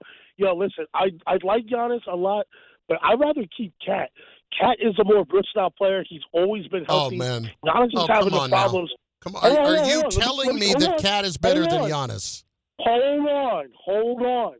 As of right now, Giannis has been better because he's had the MVP years and stuff like that. But how does that game age? Think about this. All the guys that bang on you hard. I'm thinking about the next 2 years. I'm not talking about 5 years from now. Right, I don't care about Cat 5 years from now. Hold on. And what has Giannis done this past year? That cap industry usually leads to the Achilles. We go make a trade, right? You make the trade, right? Go bring in Giannis, and Giannis tears his Achilles for a year. Bro. That's a wasted year. Hold on. Now look at what Cat's doing right now. Cat may not be dominating on the points, but he's responsible for 10 to 15 boards a game, right? You realize that Giannis does all the things that Cat does to just better. Yeah. And he's more athletic and gets up and down the floor and can actually bring the ball up the court too. He's a one-man. It's not a knock on. He's one-man fast break. It's not a knock on Cat to say that Giannis is better than him. Yeah, Cat would say yeah. Like Giannis, when healthy, is a top 5 player. Just look at the numbers. Top 5 player. And then he's still going to be in the defensive conversation, defensive player of the year conversation, because he plays defense at a high level. He's a great rim protector. Cat, Pluto Nash, Cat is more skilled than Giannis in one department. Okay. Shooting the 3. That's it. Okay, let's just say, he is more skilled. You know what I'm saying? Don't mean that he's more dominant. Giannis is a force. He's a force multiplier. He is a natural disaster, man. This dude is a whirlwind. This dude is tough as nails. He plays great defense. He plays great intensity and pace. Like, he is the better player. Like, he's been the better player. He is a first ballot Hall of Famer, and he probably makes some all-decade team or something like that. Cat ain't touching a piece of that. Frank, New Rochelle, next, ESPN New York. Frank, what's up, baby? Hey, what's up, guys? I have to agree with some of the people you just chimed in about talking about this with Giannis. I know it's your job to move the needle a little bit, but how about who can we – are we going to beat Detroit? Are we going to beat the Cavs? We don't know who we're playing yet. Giannis argument How exactly would you like to break down a matchup we don't know yet? Right, it's virtually. Well, you can break it up. You have enough time to talk about both teams. And we're going to. Close today. They did both. We're going to. Week to talk about if we play the Cavs or we play the Pistons. Instead, we're talking about Giannis. Well, Frank, I don't listen every single second of your show, but I'm sure you'll talk about both, especially after tonight's Frank, game. the conference finals aren't starting until next Tuesday. So this is more of a middle of the week. It could start Sunday, no? No, not now. Sunday, possibly. Not now. Not now. They're not going to start. They're not going to start it Sunday. They haven't definitively announced it yet, but they're not going to start it Sunday if a team has a Game 6 on a Friday night, and they're not going to play it Sunday afternoon. Okay. That's not going to happen. Okay, well, back to Giannis. Look, he's a great player. He's after the other team had a week off. Yeah. He'll be 32 in December. I don't know. I agree with the thought, but you can't just run this team back. How about if we lose in the next series? We just got to the same place. Yeah, that's the thing. Then we're going to talk about it if we lose in the finals. How about if we win the finals? Everybody stays the same. No, if you win the finals, there's no discussion to be had. If you win the finals, there is no discussion to be had. I'd say if you went to 6 or 7 in the finals, there's not a discussion to be had. But when we look at what's going on with Oklahoma City out west, how they won their championship last year, how they are motoring through the West right now, they haven't lost a game yet. As much as the Knicks are motoring through the East, if Oklahoma City were to dispatch the Knicks with an ease similar to what the Knicks faced against the Spurs in 99, then you have to think about not how do I get through the East, how do I get through that round too? And that typically happens, right? It typically happens. You build your team to win a division, and then something totally different of what you face in the Eastern Conference is somewhere else. And you're like, man, I got to beat this dude in the championship. Like right now, you have Kansas City and the Buffalo Bills have been trying to figure out how to beat each other to get to the Super Bowl. And then when they get to the Super Bowl, they face a team like Philadelphia that's ground and pound, got great defensive lines, and built totally different, and you have to figure things out. Cesar Brazil, Carlin needs sugar. Here's the problem. I've had a couple of pieces of candy from our friend who has the candy bowl on her desk. I'm going to have to go hit the stash, man. Yeah, there's Twix in there today. Bro, I'm tired because I went to the Gridiron gala yesterday, then popped right up at 5:30. Mm-hmm. You know what I'm saying? Yeah, but here's my problem, though. I've had a couple of those pieces of candy. Yeah. Starting to sugar crash it from a little bit. Don't worry. See, here's the thing. I got you from 12. I got you from 11:45 to 12:30. Then we just figured out how to finish to the finish line. Yeah, okay. I'll jump on your back. But here's the other problem, though. Being on this GLP-1 thing, I haven't lost in a few weeks. That's fine. I haven't gained Your either. metabolism stopped. Yeah, that's fine. But when you have sugar and stuff like that and you haven't had it, holy crap, it hits you different. Straight dopamine, baby. For the moment, and then the crash out is harder. You know what's funny? Like, when I went over there today, I had a big old frappe, and I was like, Perk was like, he was like, man, tell me you brought one of those for me. I was like, yeah, man, here you go. You want the frappe? He's like, man, I'm just playing, man. I'm on a diet. Then he was like, hey, tell PJ, man, that joke you said on the air yesterday, man, y'all crazy over there, man. I like, about who? About Gino and Dino? I was like, no, I was saying that Gino nostrils so big that he can snort a whole 8-ball without cutting it. He like, yo, then PJ like, yo, y'all crazy, son. Y'all crazy, B. Ha ha. I just saw Gino the other day. That was PJ Tucker? Yeah. Like 8-ball, he can do a whole brick. No, I'm just playing. Do a whole brick, man. Y'all crazy over there, son. Shout out PJ. It was his first time ever doing TV. So, you can always see the little nerves in there. And then you feel good because you've been there before, but you just talking your talk, walking your walk. And he frozen in the camera, like, forget what he's like, yeah, I've been there, brother. Popular guy in this town. Nights like this, I will.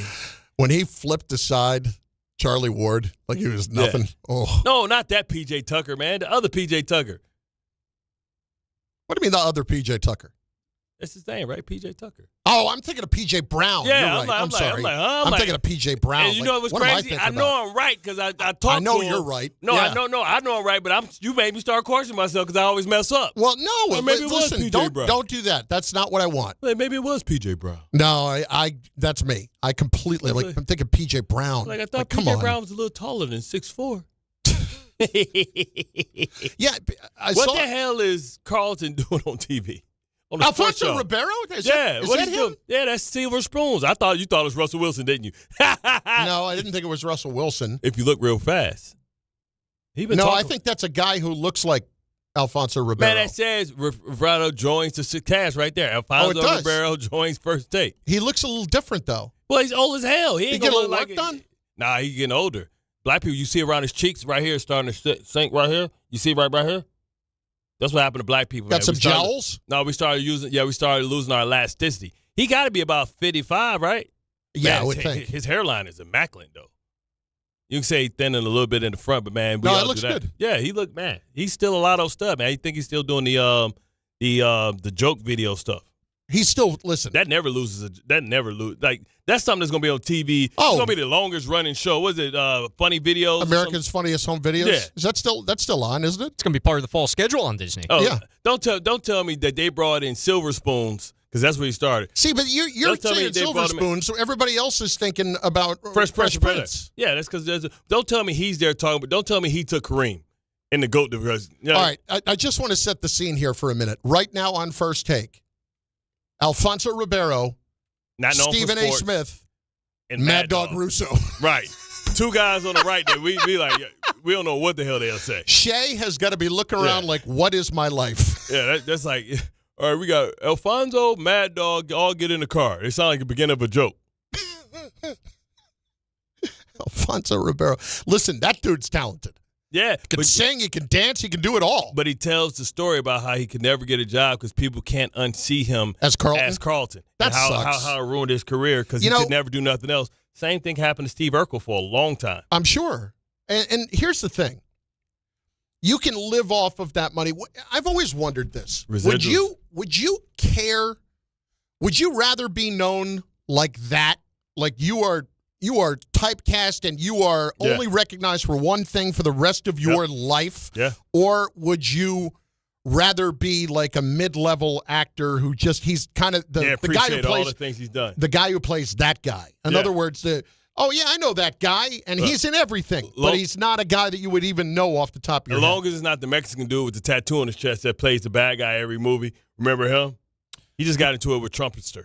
You know what I'm saying? He's like the Mexican with his hair pulled Which back. one? He used to be the fighter, he got the tattoo on his chest in the middle of his sternum. Yes, I know who you're talking And about. I remember back in the day, in the Chinese movies, it was always the dude, he was bald, but he had long hair, and he had the mustache, the handlebar mustache. He always died. He's always the bad guy. Never had a speaking role. I think he had one speaking role like in Golden Child. I think I'd much rather be the one-hit wonder. And like Superman had to deal with that a lot. People who play Superman, people who play Bond had to deal with that. Danny Trejo, that's who it was. I couldn't remember. He went to jail. He did real time. Yeah. Danny Trejo. He just got into it with Trump. He's no Talking joke. about empathy and forgiveness. Yeah. I didn't see that. I think he used to be a boxer. He used to be a boxer too. Yeah, I believe he was. Yeah. I believe you're correct about that. But would you rather you'd rather be the one-hit wonder? I would too. Would you, bro? I guess you. So Here's the thing. You think, and Ray, do you know?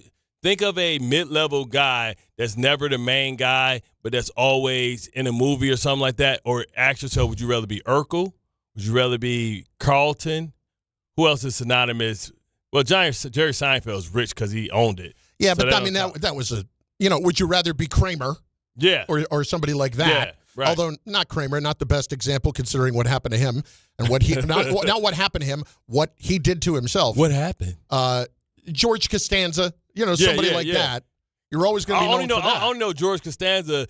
Other movie I ever seen him in was Pretty Woman. Yeah, he's been in a ton of In movies. Shallow Hell, he had the tail, but And he a has a ton very of- small role. Yes, and a ton of TV shows as well. A little off the board and old, but what about like a Ted McGinley who ended up just in a bunch of different shows all over the place? Would you rather have you know what? That's a great call. Would you rather have the Ted McGinley career where you are known for being the guy who is actual patron saint of Jump the Shark, that when you join the cast, the show jumps the shark? That is. What does Jump the Shark mean? Jump the Shark means it's in reference to when Fonzie on Happy Days jumped over the shark. Oh, because and he it became basically the was, new guy. That is the turning point of when this series turned ridiculous. It was a great show. that turned into something stupid. And Ted McGinley is the guy that is recognized as someone that the many times he has joined casts of shows, that's when that show takes a terrible turn. Canceled. Love Boat. He was on Love Boat in the second half of Love Boat. He was on Married with Children in the second half of it. And listen, Ted McGinley, I'm sure, has had an amazing career. Would you rather be that guy or would you rather be Carlton? Because I'll tell you what annoyed me. I went to see Huey Lewis. Yeah. Remember Huey Lewis? Yeah. I went to see him 10 years ago at this point in Montclair.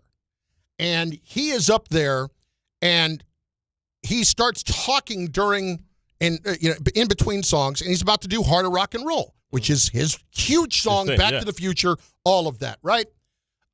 He gets up there, starts doing the song, and he's almost annoyed that he has to keep doing this one song. Yeah. And he's expressing it. And this song made us a fortune and made us famous, and I hate it. And he kind of said, and we'll keep playing it. But like that came across like all right, I get that you're tired of it. You can say can't wait to me forever. But that's, yeah, exactly. Icky Shuffle. I remember first of all, if Shoddy hadn't thrown the ball and you had gone to the Super Bowl, you'd have another $5 million in the pocket. I would have cashed in like crazy. It was all set up. Yes, but Shoddy screwed you. I'm going to send Scott Shoddy an invoice. You really should. He's making that tax-free money down there in Dallas. And he's getting paid well by Jerry. That's what I'm saying. Tax-free. Yeah. So help. No state tax. Anyway, point being, I think I'd rather be Alfonso Ribeiro. Absolutely. Yeah. That's a hell of a career. Stephon Urkel. Yeah, I could deal with that. Ted McGinley was the perfect poll there, Ray. See, perfect. I knew Ray had it, man. On so many of those shows, he was the patron saint of jumping the shark. When my friend John Hine from the Howard Stern Show, who used to do Loudmouths with me, invented Jump the Shark, and it was a website, and he ended up selling it for a nice chunk of change. Bart and Carlin, ESPN New York. This is Don, Hahn, and Rosenberg. There is something about what you're seeing from the core of this team. Take them out right from the start. The knockout punch was thrown 5 minutes into the game. No, it's crazy. There's something about the mentality of this team as a veteran group that's been through some wars that kind of suggests that if there's ever a time to believe in the New York Knicks, the year is now to believe in them. Don, Hahn, and Rosenberg. Weekdays at 3 on ESPN New York and streaming live on YouTube. I'm a dog, and my job is to make you happy. So I recommend Optimum Fiber for your home. It's famously fast, way better than flaky 5G home internet, which can slow down the more people or dogs are online. So switch to Optimum Fiber, starting at only $25 a month with a 5-year price lock. Call 888-4-OPTIMUM or visit Optimum.com today. That's 888-4-OPTIMUM.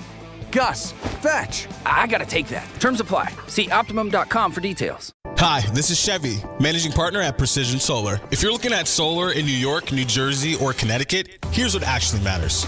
Real numbers, honest answers, and a team that handles everything. We manage the entire process from start to finish. Designs, approvals, installation, and even a brand new roof if you need one. We don't sell you more than your home actually needs. Just smart systems designed for long-term savings and predictable energy costs. Visit PrecisionSolar.com to schedule your free home assessment. Precision Solar, built to perform for decades. D'Agostino, law, bite back. Did you know that Social Security disability takes a bite out of every one of your paychecks? So when they deny your claim, bite back. I'm John D'Agostino from D'Agostino & Associates, and I'm proud to announce our first ever Social Security disability webinar. It's happening on June 3rd at 1 o'clock. In just 1 hour, you'll learn your rights, understand the appeals process, and find out how our experienced SSD attorneys can help you get the benefits you've earned. Spots are limited, so don't wait. Register now by calling 1-800-BITE-BACK, 1-800-248-3222, or go online to daglawteam.com/SSD webinar. That's daglawteam.com/SSD webinar. D'Agostino Law is here to bite back, to fight back, to get you the SSD benefits you've earned. Register today at 1-800-248-3222. At City Harvest, we believe no New Yorker has to go hungry. With your help, we're on the road 365 days a year, rescuing over 77 million pounds of nutritious food and delivering it free to millions of New Yorkers, transforming surplus food into sustenance, sustainability, and smiles, rallying thousands of New Yorkers to power a network of nourishment across our city. One day, one meal, and one New Yorker at a time. That's how we feed good. Prizes, flyaways, even cash money. You want it? We've got it. Find a list of all contests and official rules by visiting ESPNNewYorkContests.com. That's ESPNNewYorkContests.com. Mornings with DiPietro and Rothenberg. As a Knicks fan, you couldn't ask for more because it feels like, if not now, then when? With how this thing is lined up, with how well you're playing, with everyone healthy, with an extra week off, so OG can come back for game one. If this is set up as well as it can be set up, what are your expectations for the rest of this postseason then? NBA Finals. NBA Finals. Yeah. DiPietro and Rothenberg, morning 6 to 10 on ESPN New York and streaming live on YouTube. Michelle Smallman here. PayPal is now the official peer-to-peer payment sponsor of the NFL, which means all the money moments that fandom creates, whether splitting tailgate costs or chipping in on tickets and game day food between friends, are covered. Wherever the game is played or watched, PayPal moves with fans. You can send money through text, email, or directly to your friends with eligible accounts on Venmo. Just download the PayPal app and share all the moments that matter. Account with PayPal is required. Not available in all regions where PayPal operates. When you tell someone what team you cheer for, do they apologize? Does your first childhood memory involve crying on a Jumbotron? Then you may be a fan of a BST or bad sports team. Luckily, when you bundle your home and auto insurance with Progressive, you're protected from things like fire damage caused by violently unplugging the TV. Or an accidental overhand left to the drywall. Visit Progressive.com today. Progressive Casualty Insurance Company, affiliates, and other insurers. Covered subject to policy terms. Not available in all states or situations.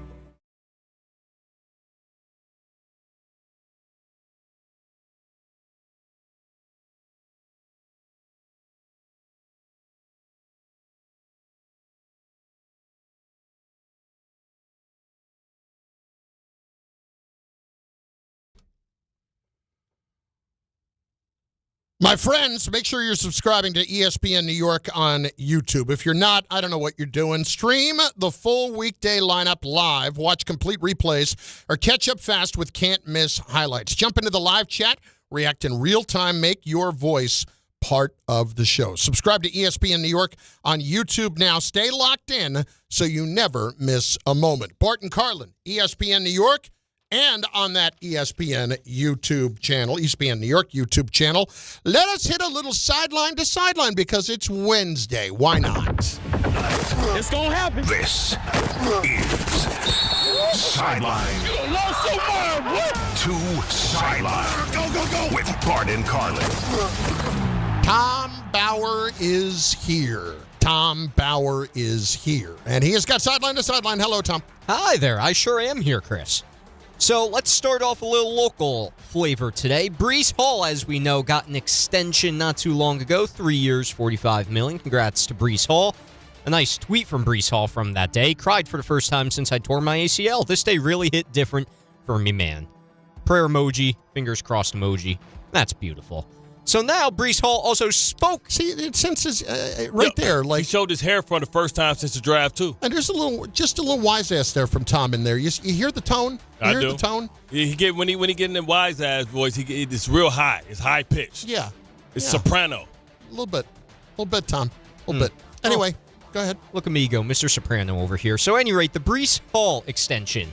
Breece Hall spoke about the extension. Yeah, it was cool. Definitely a blessing. I was surprised that it got done as fast as it did because my agent called me the night before it got done and me not knowing like how fast it was going to get done. So she's like, yeah, we're almost done. It's close. And then she calls me again 15 hours later. And I was like mid-nap and she's like, okay, we got it done. Are you happy? And I'm like, I just woke up. Like I didn't even realize what she was saying yet. But, then I called my mom and everything and my sister. So we were celebrating and it was definitely a blessing. And I'm definitely happy, a good moment for myself and my family. Mr. Hall, what are you out to prove this year? I feel like I'm the only running back that's consistently a top 10 back in the league that hasn't in the past been always in the most ideal situation. So I feel like now AG and Mooj, I feel like they really put me in position with all the guys we brought in and the team we're building around us to really flourish and for me to really be myself. So God willing, we stay healthy and everything goes as planned. I feel like this could be my best season for sure.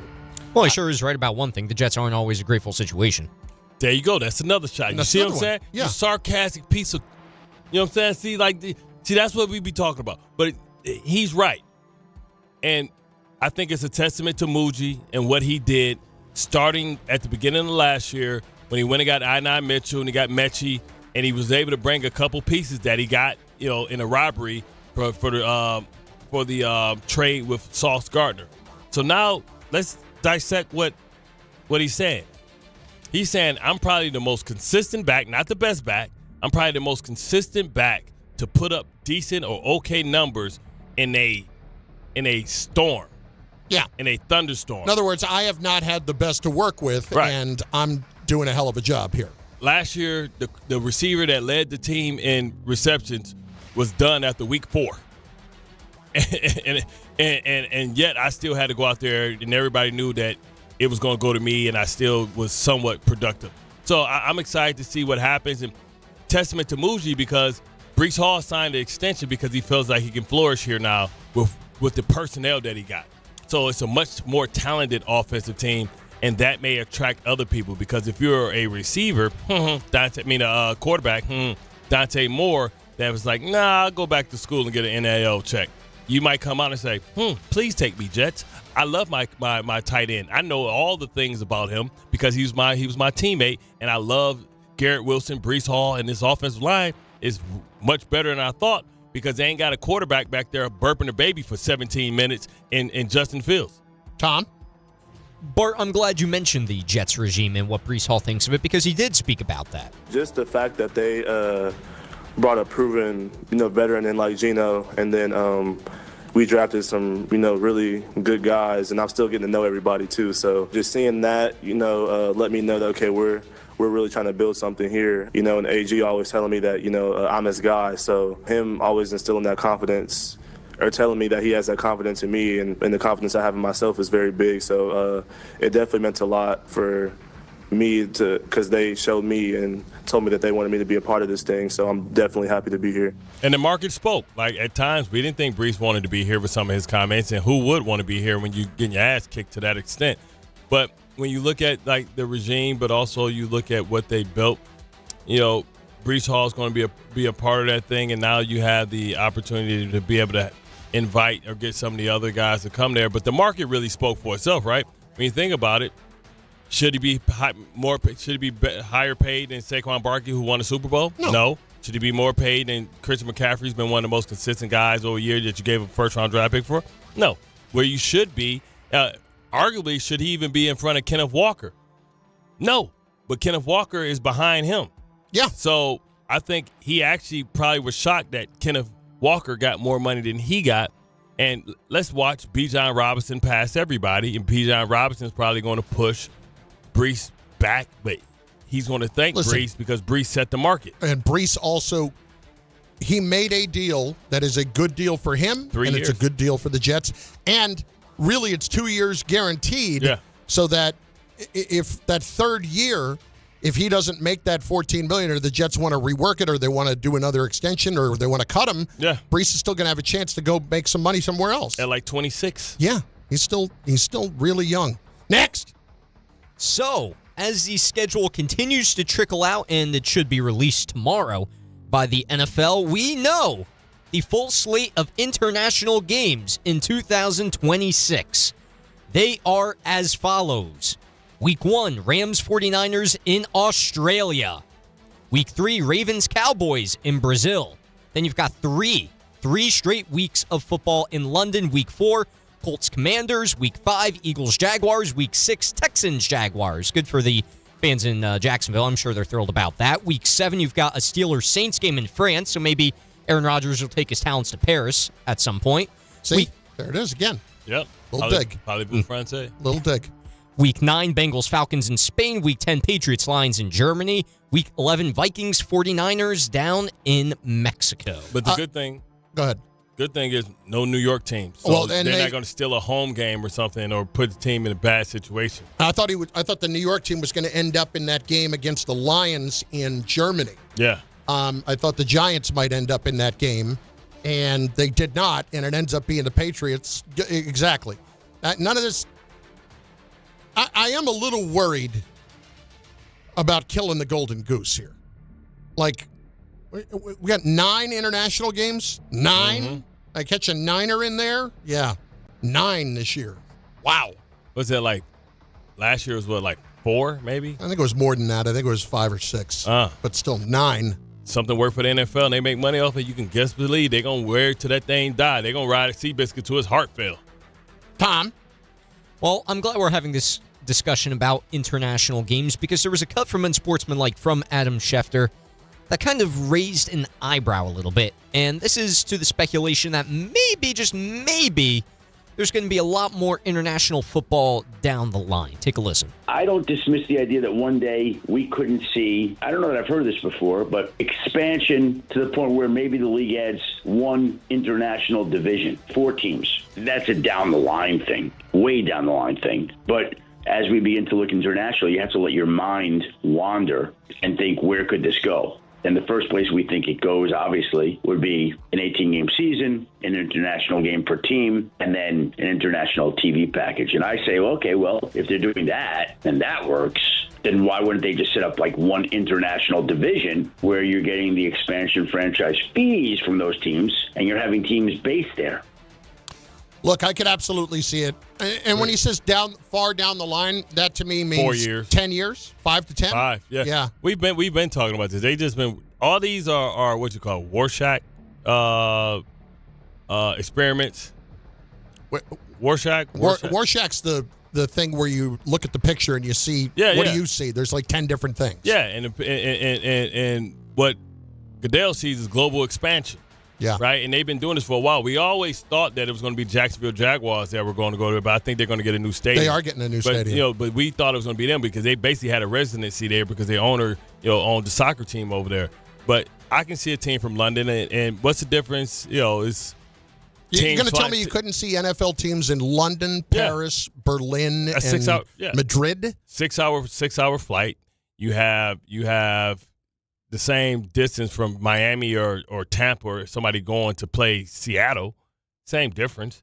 So, you talk about it. They've been doing this for a long time. I definitely see a team in London, maybe 2 going on, 1 AFC, 1 NFC, and, sharing a stadium to cut it and make sure that the stadium has all the equipment and technology that it needs. But that's where we're going. We're going to an 18-game season, and then teams that have to go over there, you give them 2 buys. That's one of the buys. I know. I know. I'm like not going to be the guy that just is get off my lawn, don't change anything and all that. Mm-hmm. It's just when you continue to push the envelope, at what point does it become too much? They writing big checks. You're talking about the international brand. So if you're able to put it, you can just imagine. They got how much is your Sunday night ticket over here?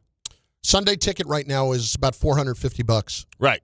So imagine getting, let's just say, 3 million people in Europe and France.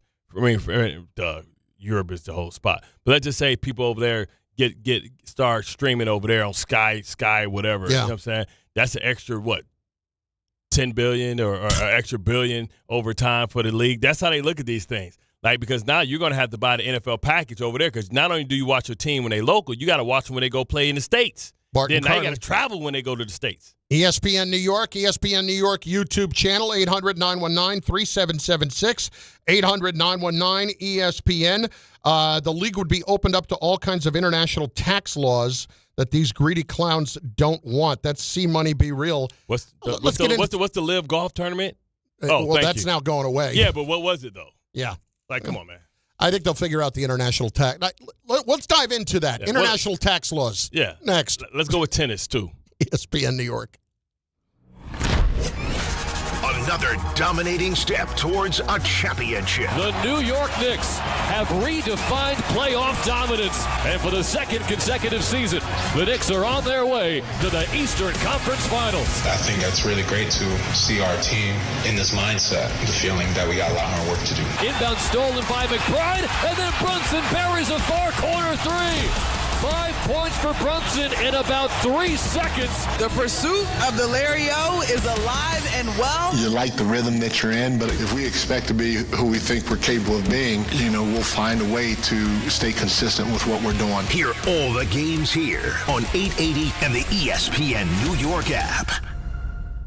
Long Island is more exciting than ever at Jake's 58 Casino Hotel. This month, it's time to saddle up for some big wins with our $65,000 Winner's Circle drawing. Be here every Friday in May between 4 and 6 p.m. when 4 winners will be drawn every hour to win $250 free play. At 7 p.m., 4 winners will join the Winner's Circle to win $2,500 cash. Ride your winning streak where Long Island wins at Jake's 58 Casino Hotel. If gambling is a problem for you or someone you care about, please call the 24-hour toll-free helpline at 1-877-8-HOPE-NY or text HOPE-NY. Wait! Before you change the station, listen to this.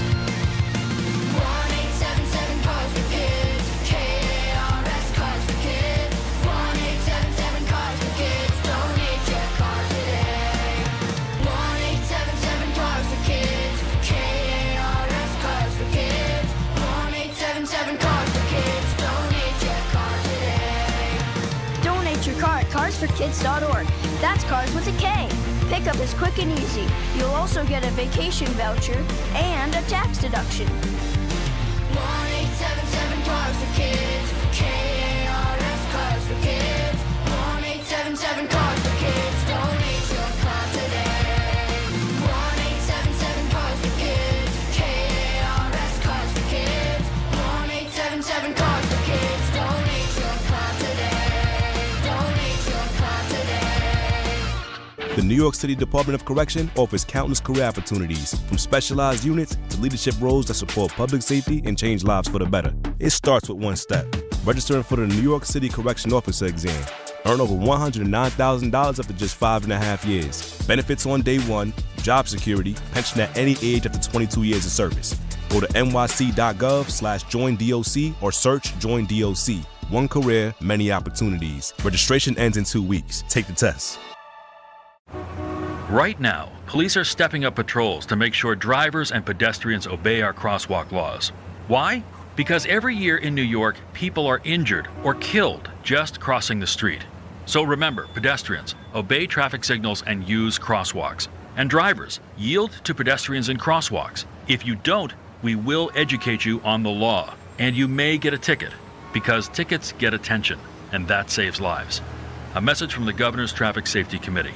Harry Douglas here. PayPal is now the official peer-to-peer payment sponsor of the NFL, which means all the money moments that fandom creates, whether splitting tailgate costs or chipping in on tickets and game day food between friends, are covered. Wherever the game is played or watched, PayPal moves with fans. You can send money through text, email, or directly to friends with eligible accounts on Venmo. Just download the PayPal app and share all the moments that matter. Account with PayPal is required. Not available in all regions where PayPal operates. Evan Cohen here. In life, as in sports, the pros make it look easy. That's why pro golfers like Jason Day, Ben Griffin, and Patton Kazire trust the pros in lawn care. True Green. They have the experience and expertise to give you a lawn worthy of the PGA Tour. And since True Green does the work for you, you get more free time, or more tee times. So stop stressing over your lawn and start loving it. Sign up now at TrueGreen.com, because nobody makes it easier to get a golf course quality lawn than True Green, the official lawn care treatment provider of the PGA Tour. You live for this. The wins, the losses, the slam dunks, and the buzzer beaters. The dream that this is your team's year. Hope, it's what keeps you coming back. So you represent with anticipation and with pride. Because when everything's on the line, your support means everything. That's why the NBA Store is here to support you. Check out the largest selection of official NBA gear at NBAstore.com. A Fanatics experience.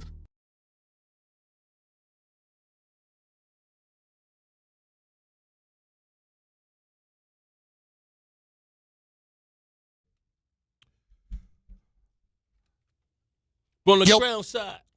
Gilberto's been waiting a while. He's been patient. Good man. Gilberto, what's up, baby? You're on Bart and Carlin, ESPN New York. What do you got? Yo, what's up, Big B? What up, though? Bart, I'm not going to say nothing to you. I'm going to show you love today, brother, because I really, really, really want you to win. I want you to win the next two. I don't want it to go 7. You only want me to win, man. You only want me to win so you can beat me. So you just want me to go farther so you can beat me. That's right. To bring the smoke. How does the intro start with you, Bart? Let's strap it on. Strap on your helmet. How does it go? I don't know. I don't remember. I'm not going to help. I'm not going to help you. Buckle insult up. Me.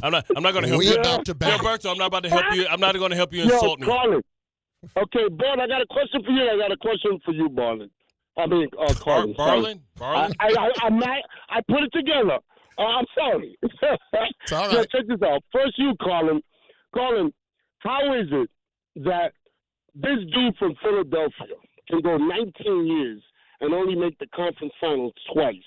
Make all that money. You haven't put him as a nozzle yet. You haven't put him as the guy that made all that money, that segment that How you much used. does he make? How much did he make? Yeah. Okay? Who are we talking about? Which nozzle? You can do it after I get off the phone. Who are we talking about? Bart, this question is for you. Who are you? Okay? No. Gilberto, who are you talking about? I'm talking about the dude, the GM from... Daryl Morey. Daryl Morey. Daryl Morey. Hey, I don't know how much he's Boy, made. he got a smug on his face, man. Like, I got close to $1 billion, brother. I don't care what you guys He didn't have $1 billion anyway. Yeah, but you know what I'm saying. I'm exaggerating the point, but you know what I'm saying. Yeah. I'm pretty sure he got close to about $400 or $500 million. You know what I'm saying? With all the time that he's been on. But anyway, last question. How is it, Bart, that the NFL schedule came out last year, for this year? Yeah. And the bottom tier teams are the ones that have the hardest schedule. And the two NFL contributors for the Super Bowl are not even in the middle. I'll explain exactly how that happens, Gilberto. What happens is you have a rotating schedule. So you have your conference play where you have to play the people within your division. You play them twice. Then the schedule is devised of who didn't you play, right? So you go to let's just say you're playing the NFC South and you're out of schedule, you're out of conference game, so to speak. You get one from the AFC, one from the NFC. And how you match up is based on who you played the year before, like where you finished. So if you finish 4th, you play the team in that division to play 4th. Each team has 2 games that's made up of those things. And then you play the whole divisions of other teams. So you may play, okay, we play in the AFC West. Oh, the AFC West suck. Or whoever draws the short straw or the long straw, depending on how you calculate it, you could get the NFC South or the NFC South or the AFC South, which ultimately is going to make your schedule easier because those divisions have worse teams in them. 800-919-3776. Keith Yonkers next, ESPN New York. Keith, what's up, baby? Hey, guys, how you guys doing? Good. Bart, this European division in the NFL, I think it's going to be hard to get players to want to go and play in Europe. London I could see because it's New York City. Yeah, London, that's what I'm saying. London. I get 55 of these guys. Spain. You got to put a lot of perks in there. Spain, you know how cheap it is to live in Spain? You take that American dollar and you go buy a Barcelona real estate. It's only 6 hours to Portugal. I would live there. There's so many expats that's in Portugal. Portugal's like the place to live now, apparently. And in Spain. Oh, yeah. And in Spain, though, too. And they're I don't huge think fans. Portugal be. That's probably too small. Well, what about Barcelona? Their families there. Barcelona? Like, they've already been prepping it for. Like, that's why they had these international games. Remember, it also used to be an NFL Europe. I don't know how old you are, Keith, but it used to be a league that used to come in. It used to be UFL. It used to be the NFL Europe. That's where Adam Vinatieri came from. James Harris came from. Kurt Warner. A lot of players played over there. Now you're just talking about consolidating. Crowds outside of Berlin. So I went to a game actually. See, but what I'm saying is, you're more sophisticated. You're older. You're a man of the world. I'm talking about for guys, 22, 28 to.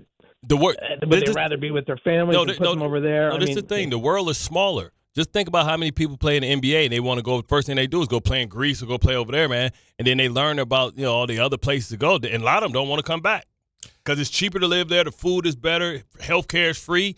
Man, I'm sure they'll figure it out. And I'm not saying that it's going to be a good thing. I don't think it's a great thing. But I was talking to Ray Santiago this morning, and Ray said the same thing. They're going to kill the golden goose. You're a little afraid of that. Nah, they haven't done it yet. They can always pull back. They can always collapse a couple leagues and consolidate. What happens is you worry about if they have expansion, then now you're diluting the league because now you got to have expansion drafts. So now you got to find another quarterback, and is that quarterback good? Now you got to find other good players. Now you got to take teams' average players for players that they can't protect. I remember when the Baltimore Ravens were there, and right after they won the Super Bowl in 2000, and then went to 2001, they couldn't protect. They couldn't protect teams, guys like Jamie Sharper, who they had just won the Super Bowl with. So it diluted because the Texans weren't good for a long time. Only teams that were good, that was expansion teams, was Jacksonville when they came out. They year were two, good. Yeah, and year in Carolina. Two, they were good. In Carolina. Yep. They both went to the championship game in year 2. Then ultimately they start stinking again. They stunk for a long time. So, like, you hoping that the crop of players get better too, but now you got to distribute and find a quarterback for those places because then they can't be successful if they don't have a quarterback. Just look what happened to Derek Carr. He almost died.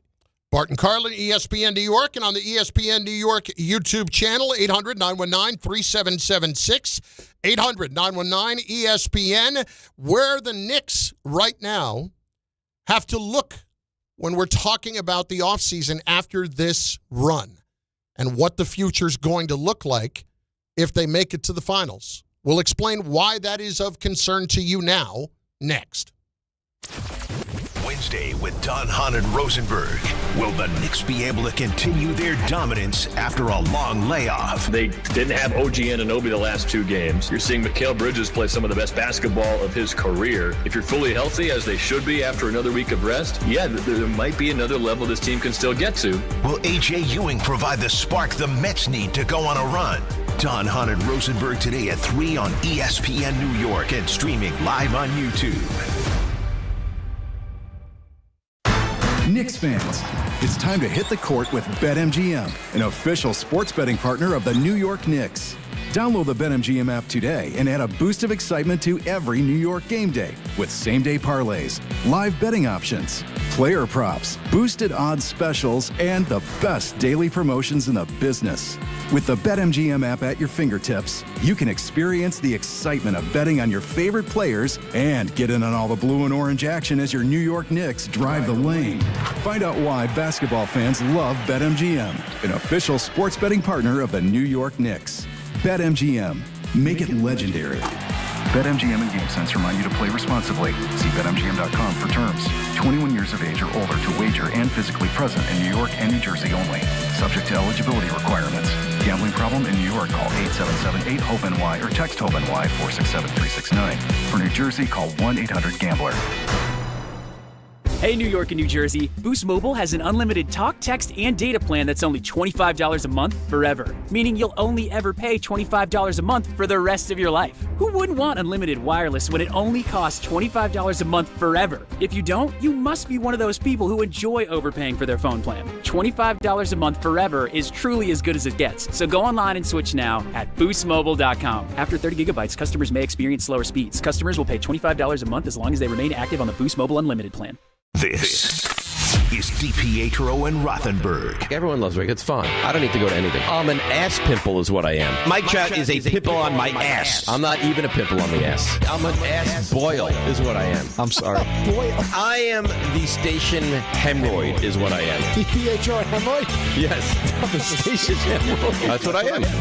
This is DiPietro and Rothenberg. Right. So I'm the station hemorrhoid. Morning Start with DiPietro and Rothenberg. Weekdays from 6 to 10 on ESPN New York and streaming live on YouTube. Monkey Sports, built by players for players, is your one-stop shop for hockey, baseball, lacrosse, and more. Find top-name equipment and expert in-store services like sharpening, break-ins, and relacing. Shop in-store at Monkey Sports in Farmingdale or Woodbridge or online for all the top brands. Whatever your sports, Monkey Sports gets you game ready fast. Monkey Sports, where athletes shop. Running a business means wearing multiple hats. So if you're like me, you probably started out using your personal phone, taking client calls and texts nonstop. As my business grew, I needed something smarter. That's when I switched to Quo, the #1 business phone system. Quo works right on your phone or computer. No carrying two phones, no clunky landline, just one easy app you can try for free. Your team can share one number and handle calls and texts together like a shared inbox. Any teammate can jump into the conversation so customers get faster responses. And Quo's AI assistant summarizes your calls and responds to customers 24/7, so you never miss a lead or opportunity. All this starts at just $15 a month. That's basically 2 coffees. You can even keep your current business phone number. Find out why 90,000 businesses trust Quo. Money is on the line. Always say hello with Quo. Try Quo for free at quo.com/sports. That's quo.com/sports to try Quo free. QUO.com/SPORTS. What's up, my friends? This is Francisco Lindor. This is Devin Williams. This is Luke Weaver. Bo Bichette here. You're listening to the home of New York Mets baseball. WHSQ and WCBS FM HD2, New York.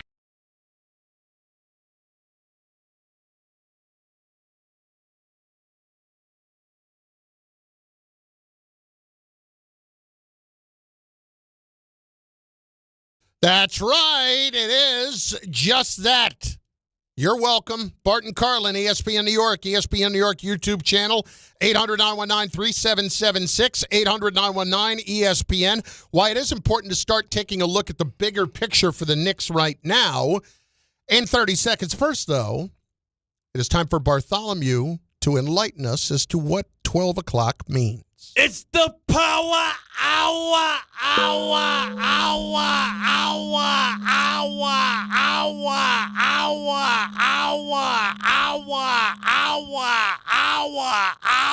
Was that 12? Sure. Yeah. Why not? I didn't count. That's the number. Here's the thing. That's the number of people that Kate Cunningham's carrying. Well, you are salty right now about what's going on in Detroit. Because they doubling Cade and nobody else is stepping up, man. And you know, they wearing my boy down, doubling him. We got to take him off of Donovan Mitchell, man. We can't have this guy beating double teams and playing a best player. Nah, man. At Sir Thompson, we need you to step up, baby. Come to the front of the congregation.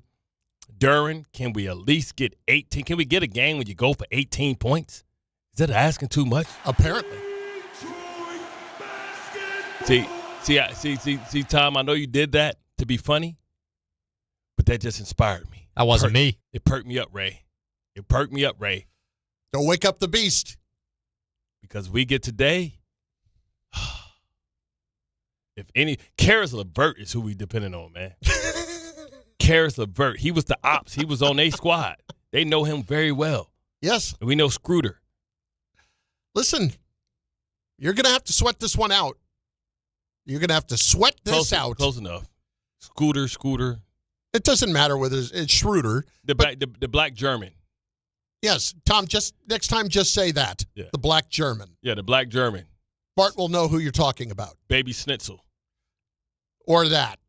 Okay? Come on, Tom. Have some guts. Bart and Carlin on ESPN New York. And on the ESPN New York YouTube channel, we've been talking about a couple of different things today. Number one, the Mets we got into early in the show. And the idea that you could actually have a scenario where David Stearns is talking about in the next month and a half, even though not yet, trading away Freddy Peralta. Damn. Somebody they went and traded 2 top prospects for this offseason. 2 top. And this was for a 1-year rental. And so now you're going to sell them off for a half-year rental and try to get back, 30 cents on the dollar in what you gave up? And that is going to be painful to do. And what that does is not, we're not going to credit him for not doubling down on a mistake. What we're going to say is you put the rest of that team together, and that was the mistake that you made. 1-year rentals mean that you believe that you're super close. Yeah. And he believed that he had did a great job. He was patting himself on the back.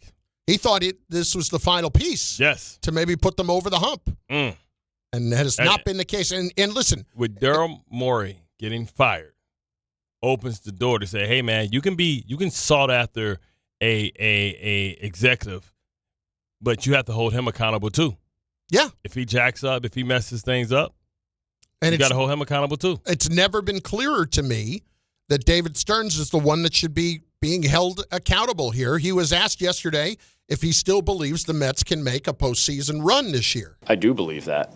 We have not shown that yet, but I do believe that. Why? I think we have the talent on the roster and the character on the roster to make a run. We've got a lot of season left. I'm not going to say it's early.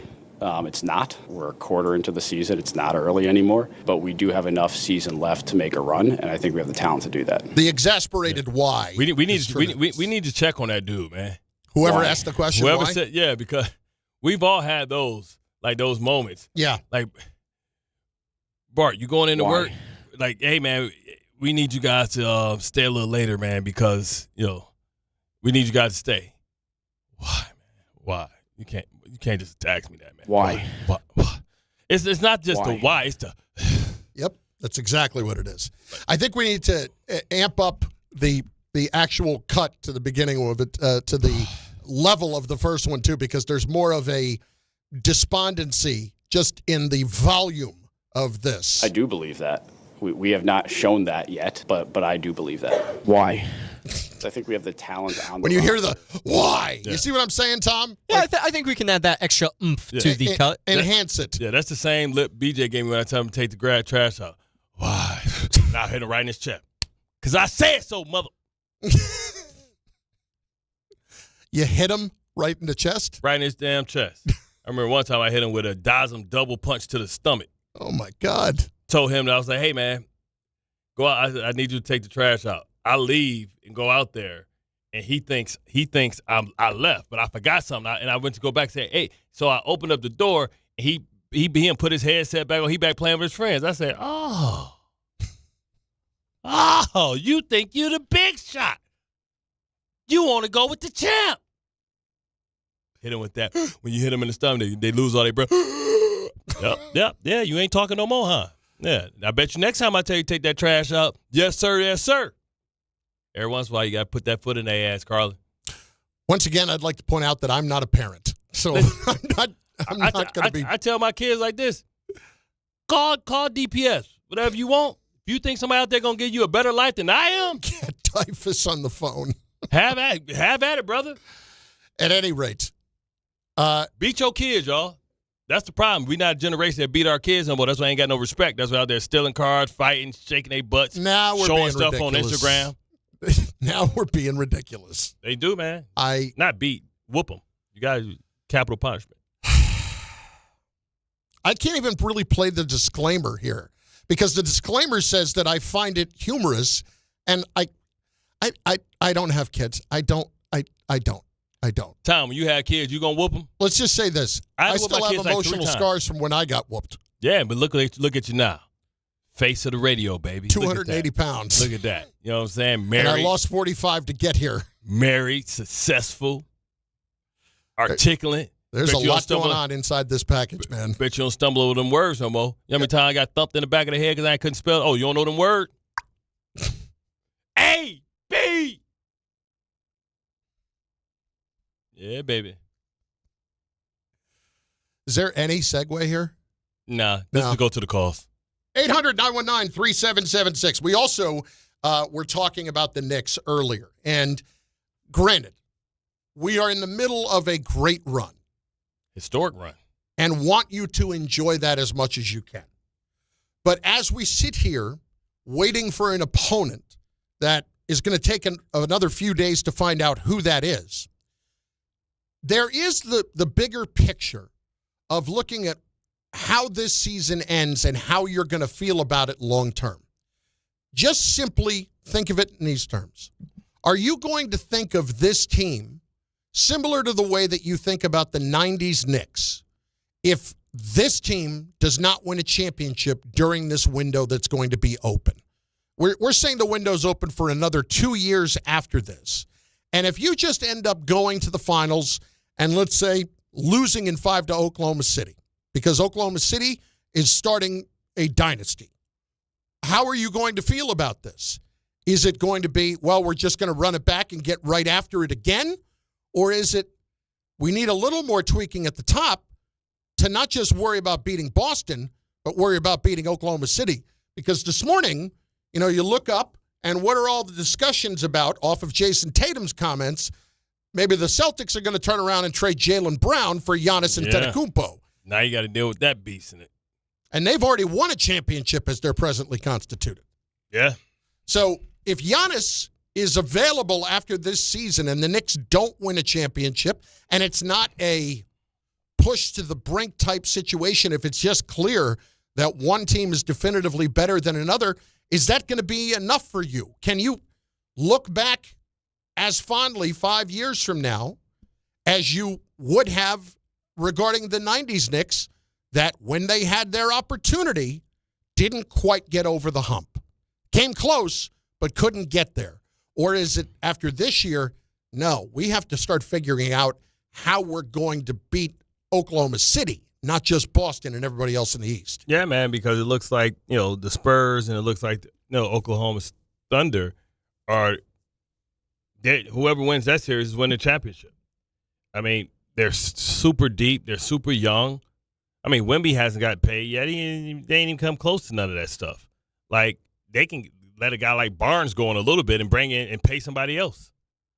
Like, and you got like Philly assisting the Thunder with shooters with the trade that they made, which was crazy work. You giving a good team, a championship team, added pieces. So I'm concerned that the East can't compete with the West at all, period. No matter the best of the East, whether it's Boston, Detroit, whoever, it just seems like it's a foregone conclusion that the championship is going to reside in the Western Conference.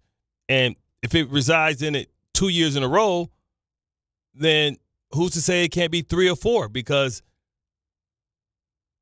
you talk about Giannis, who has more assets than the Spurs? Maybe Oklahoma City, and that's it. Right. If they don't add them, could you see? Well, I can't see LeBron going to the Spurs or nothing like that, but that's a team that he's had admiration for. Maybe he's saying, hey, man, I can't get to New York because that market's saturated and they don't need me. He'd say, hey, man, I already did L.A., can't go back there. You want to be big internationally? You want to be big in France? Go play for the Spurs. Parlez-vous français? Look, there's no way to look at what's going on with those two teams out west and not think that when you get close, that's going to be good, and think that when you get close, that's going to be good enough. Yeah, they're young and talented, man. Because it's not changing for them. The Knicks are talented. They're not young. They're not old. They're in their prime. Yes. So you have to make sure. Which means they're expensive.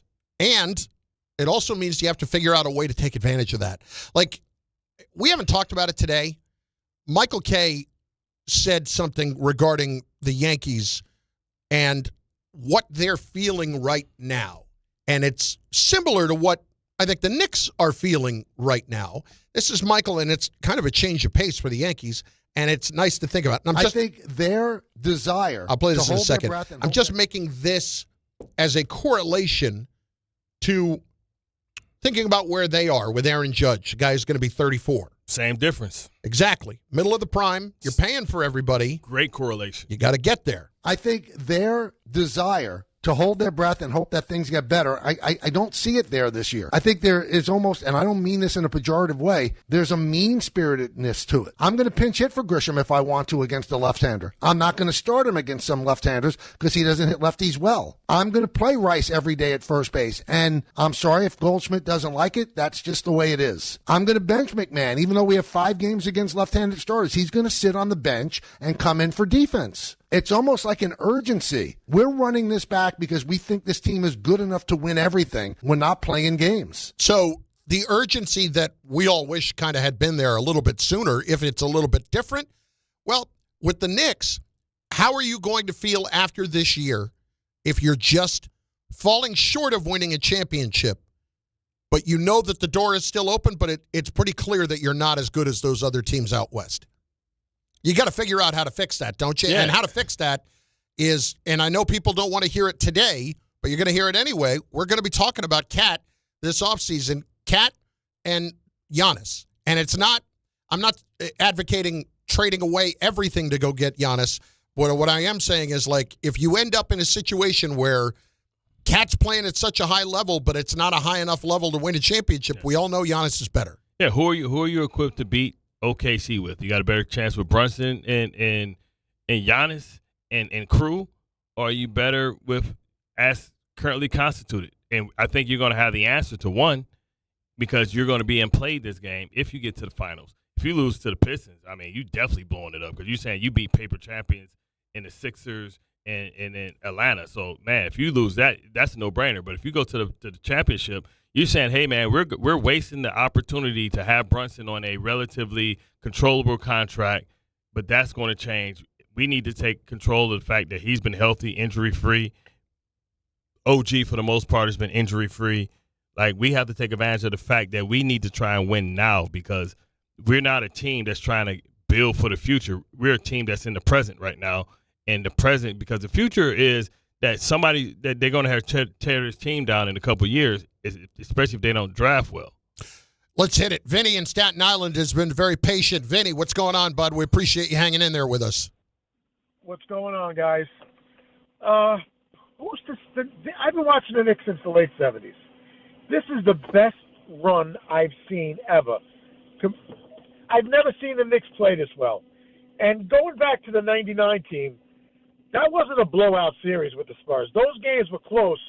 And everybody's got to remember. I was there. They were not close to winning those games. Yes, they were. No, and they Larry weren't. Johnson Larry Johnson was playing with a beat-up knee. His knee was shot. Back it was too. amazing. What happened between those two? What happened between those two teams from that point forward? The Knicks slowly fell apart, and the Spurs were beginning. The Spurs were beginning their dynasty. Yeah, because Patrick Ewing was done. Larry Johnson retired the next year, and that's what happened. But this year, who's to say Oklahoma City's even beaten San Antonio? The Knicks, the way they're playing right now, could beat anybody. They could beat anybody. Giannis is a walking injury these days. Forget about Giannis. He's done, Giannis. He's done. He's not done. He's not. That's a silly comment to make. Giannis is not done. LeBron is 41 years old, and he ain't done. But Giannis at, 31? Yeah. Look, he's done. The point about the Knicks is they were further down the road at that point with a couple of their guys. Ewing didn't even play in that series, and I don't know how different it would have been, but I don't know. I think you can make the point that the Knicks had changed their style of play as much that it was no guarantee that if Ewing had been playing, they would have made the finals, let alone won the finals. I mean, this is a young group here. This is a group that's ready, that's in their prime, and that's why you can't keep them all, right? So, like, you got to take advantage of it while you can, because next year you're gonna have who knows what Washington's gonna be. Then, and you can say those games were close in San Antonio. The Knicks were in the games. But while they may not have been blowouts, I never thought that the Knicks were winning the games that I was at the two games in San Antonio. Mm-hmm. I never thought the Knicks were winning those games. Never thought. And I was at Game 5. Never thought they were winning that game, even though it was a close game. And you know that feeling, and you know what that looks like. It's like that movie. I'm in control. Do you feel in control? Exactly. Just like Bane. Ryan, the mailman. Next, ESPN New York. What up, Big Cat? Where the hell you been? Delivering mail on the moon? Remember I told y'all I work in maintenance now, so I be doing repairs, building repairs and stuff. So my schedule's kind of crazy. That badass American engineer. These Knicks fans smoking crack, Bart. Like when you talking about yesterday, like the people they smoking crack. Because if you think Cat is better than Giannis, you definitely smoking all kinds of crack. You smoking crack, huh, Sam's? They can go ahead and believe that and let somebody else scoop up Giannis. You know, Tessa, if she listening, our Lakers got money. The Dodgers ownership took over. Houston Rockets trying to get rid of KD. They get right. Let Giannis come over to the West, and y'all Knicks fans could keep smoking that crack or whatever y'all on and think that Cat is a way better player. Giannis can play every position on the court. Yes, and Giannis is the team. Yeah, he's a force. It's not a position he can't play. Yeah, he's a force on both sides of the ball, man. Whatever they smoking, whatever Sam's was smoking on, lean on me, man. Listen, Giannis will kill you on defense. He'll kill you on the offense. He can shoot the ball. He can guard the perimeter. He's not a great shooter. I would say that the one place that Cat would have him would be as a shooter. Subpar shooter. I would say subpar. But you can't stop him from getting to that basket. You can build the wall, do whatever you want to do. He's still getting to that basket. I would take the Nasses and the whole crew. For Giannis. Like, come on. Let's go.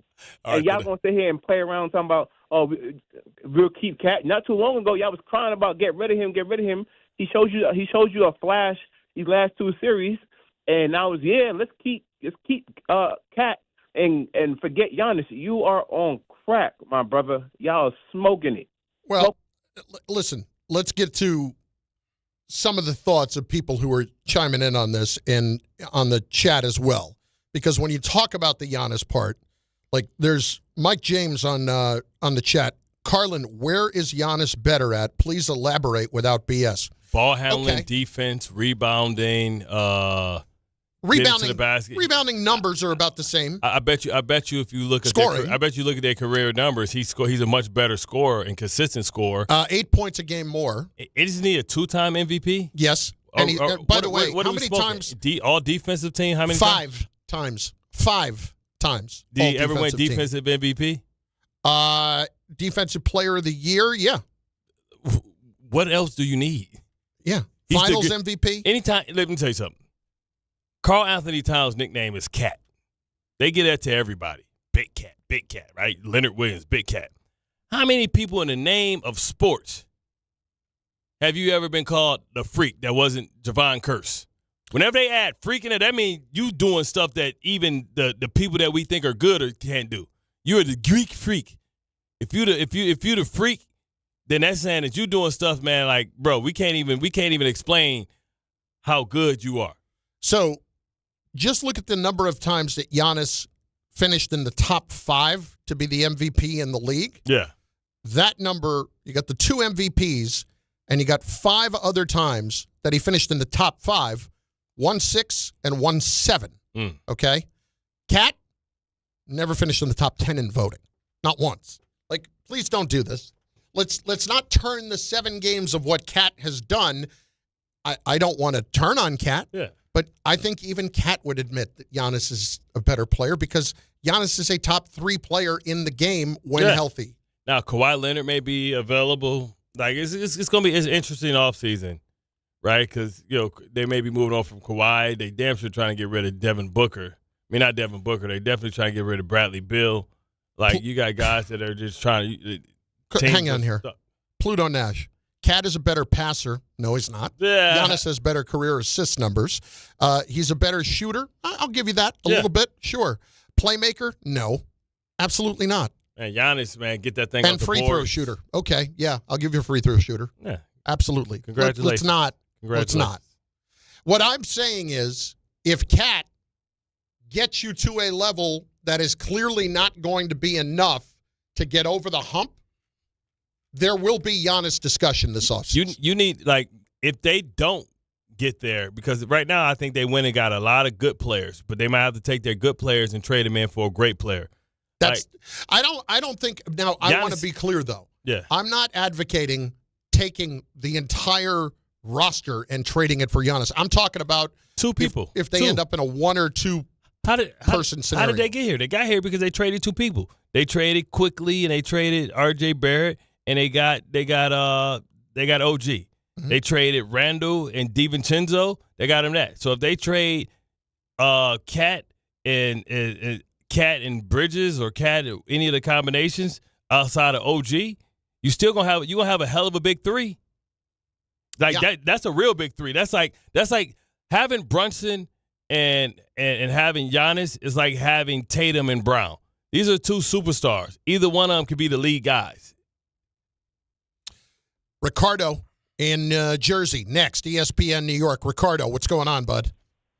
Gentlemen, I have to say 2 things. I called a couple of weeks ago. I was the one who spent $817 to watch them lose Game 2 against Atlanta at the Garden. I had a 10-0 record, 1-10-1. You got to feel like right now you're the guy that got hosed in this whole deal. Well, here's the deal. I ended up going to Game 4 in Philly, and let me tell you, it felt like being at home. Well, there you go. It was that believable. Yeah, how much did you pay to get in? $5. $266, section 104. Oh. We're about 14 rows away from the 76ers bench. And let me tell you, that one section I was in, you had a lot of pissed off 76er fans, right? Those fans were like there to watch their team lose, but that whole section was just Nick Mania. It was just Nick Mania. Everything I've heard everyone say about when they rang the bell, when they were doing introductions, with Joel Embiid, everything. Even when Deuce McBride was hitting them threes, let me tell you, the whole place blew up like the Garden with the Deuce. Like the dude, oh man, I'm telling you, it was phenomenal. But I'm gonna tell you guys one thing though. I listen. I get it. You know, I was one of those who sat there and said, "We got to trade Cat. We got to trade Cat for Giannis." But I think right now, Cat is that one player who's really trying to play to solidify his stamp in New York. In New York, like Brunson, he's been playing really, really good. Now, Giannis is not a better. Giannis is a 10 times better player than Cat. The problem is it's that calf injury, and there's something about the New York Knicks. But you got an entire offseason for that to be healthy, though. He's not talking about playing now. But that could always come back and haunt us because it's just something about the Knicks. It happened with McDyess. We thought, you know what, maybe getting McDyess is going to be good. Look what happened to the knees. Happened to Stoudemire, right? So if we make that trade to get Giannis, which I wouldn't mind it, what are we dealing with here? Could it be a calf injury that can lead out not to the Achilles? Because honestly, looking at the numbers, looking at the players, we can actually make a trade for Giannis without having to even send out Cat. But we would have to give up OG. We would have to give up Bridges. We would have to give up Hart, McBride, and a lot more. Well, so listen, if we're talking about giving up all those things, I'm not talking about a huge deal like that. I'm talking about Cat and one other thing, or Cat and picks, something like that.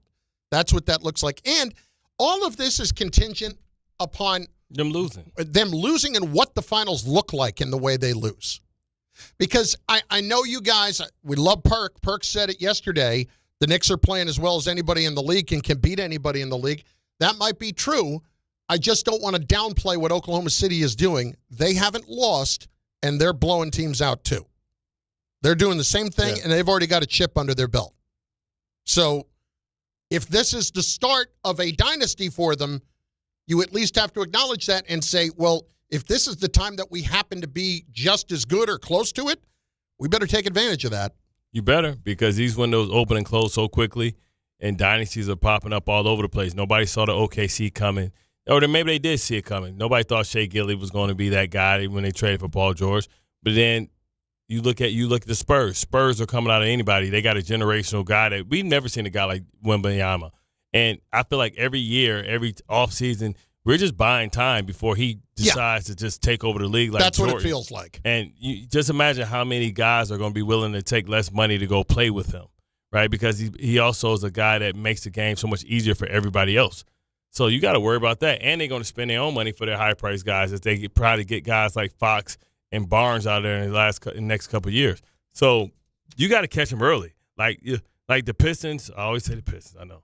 Like the Pistons won back-to-back, and then Jordan, and then look what Jordan did, right? They got they sweet spot. 2 years later, Jordan, they couldn't do nothing with him. That's what Wemby gonna be like. Game time brought to you by Tullamore Dew Irish Whiskey, because when it's game time, it's Tully time. 1 o'clock. Game was moved up today. If you're not aware, game moved up because of inclement weather later today. Out of respect for the big game tonight. Yes, out of respect for the Pistons and the Cavaliers, yes. Yankees moved up their game in Baltimore as a respect of that. So the K-Ster will be on the call, 105 Yankees in Baltimore facing the Orioles. That means we've got a Grassa special this afternoon coming at 1 o'clock. 7:10, Mets hosting the Tigers. Coverage begins on 880 ESPN New York starting at 6:30.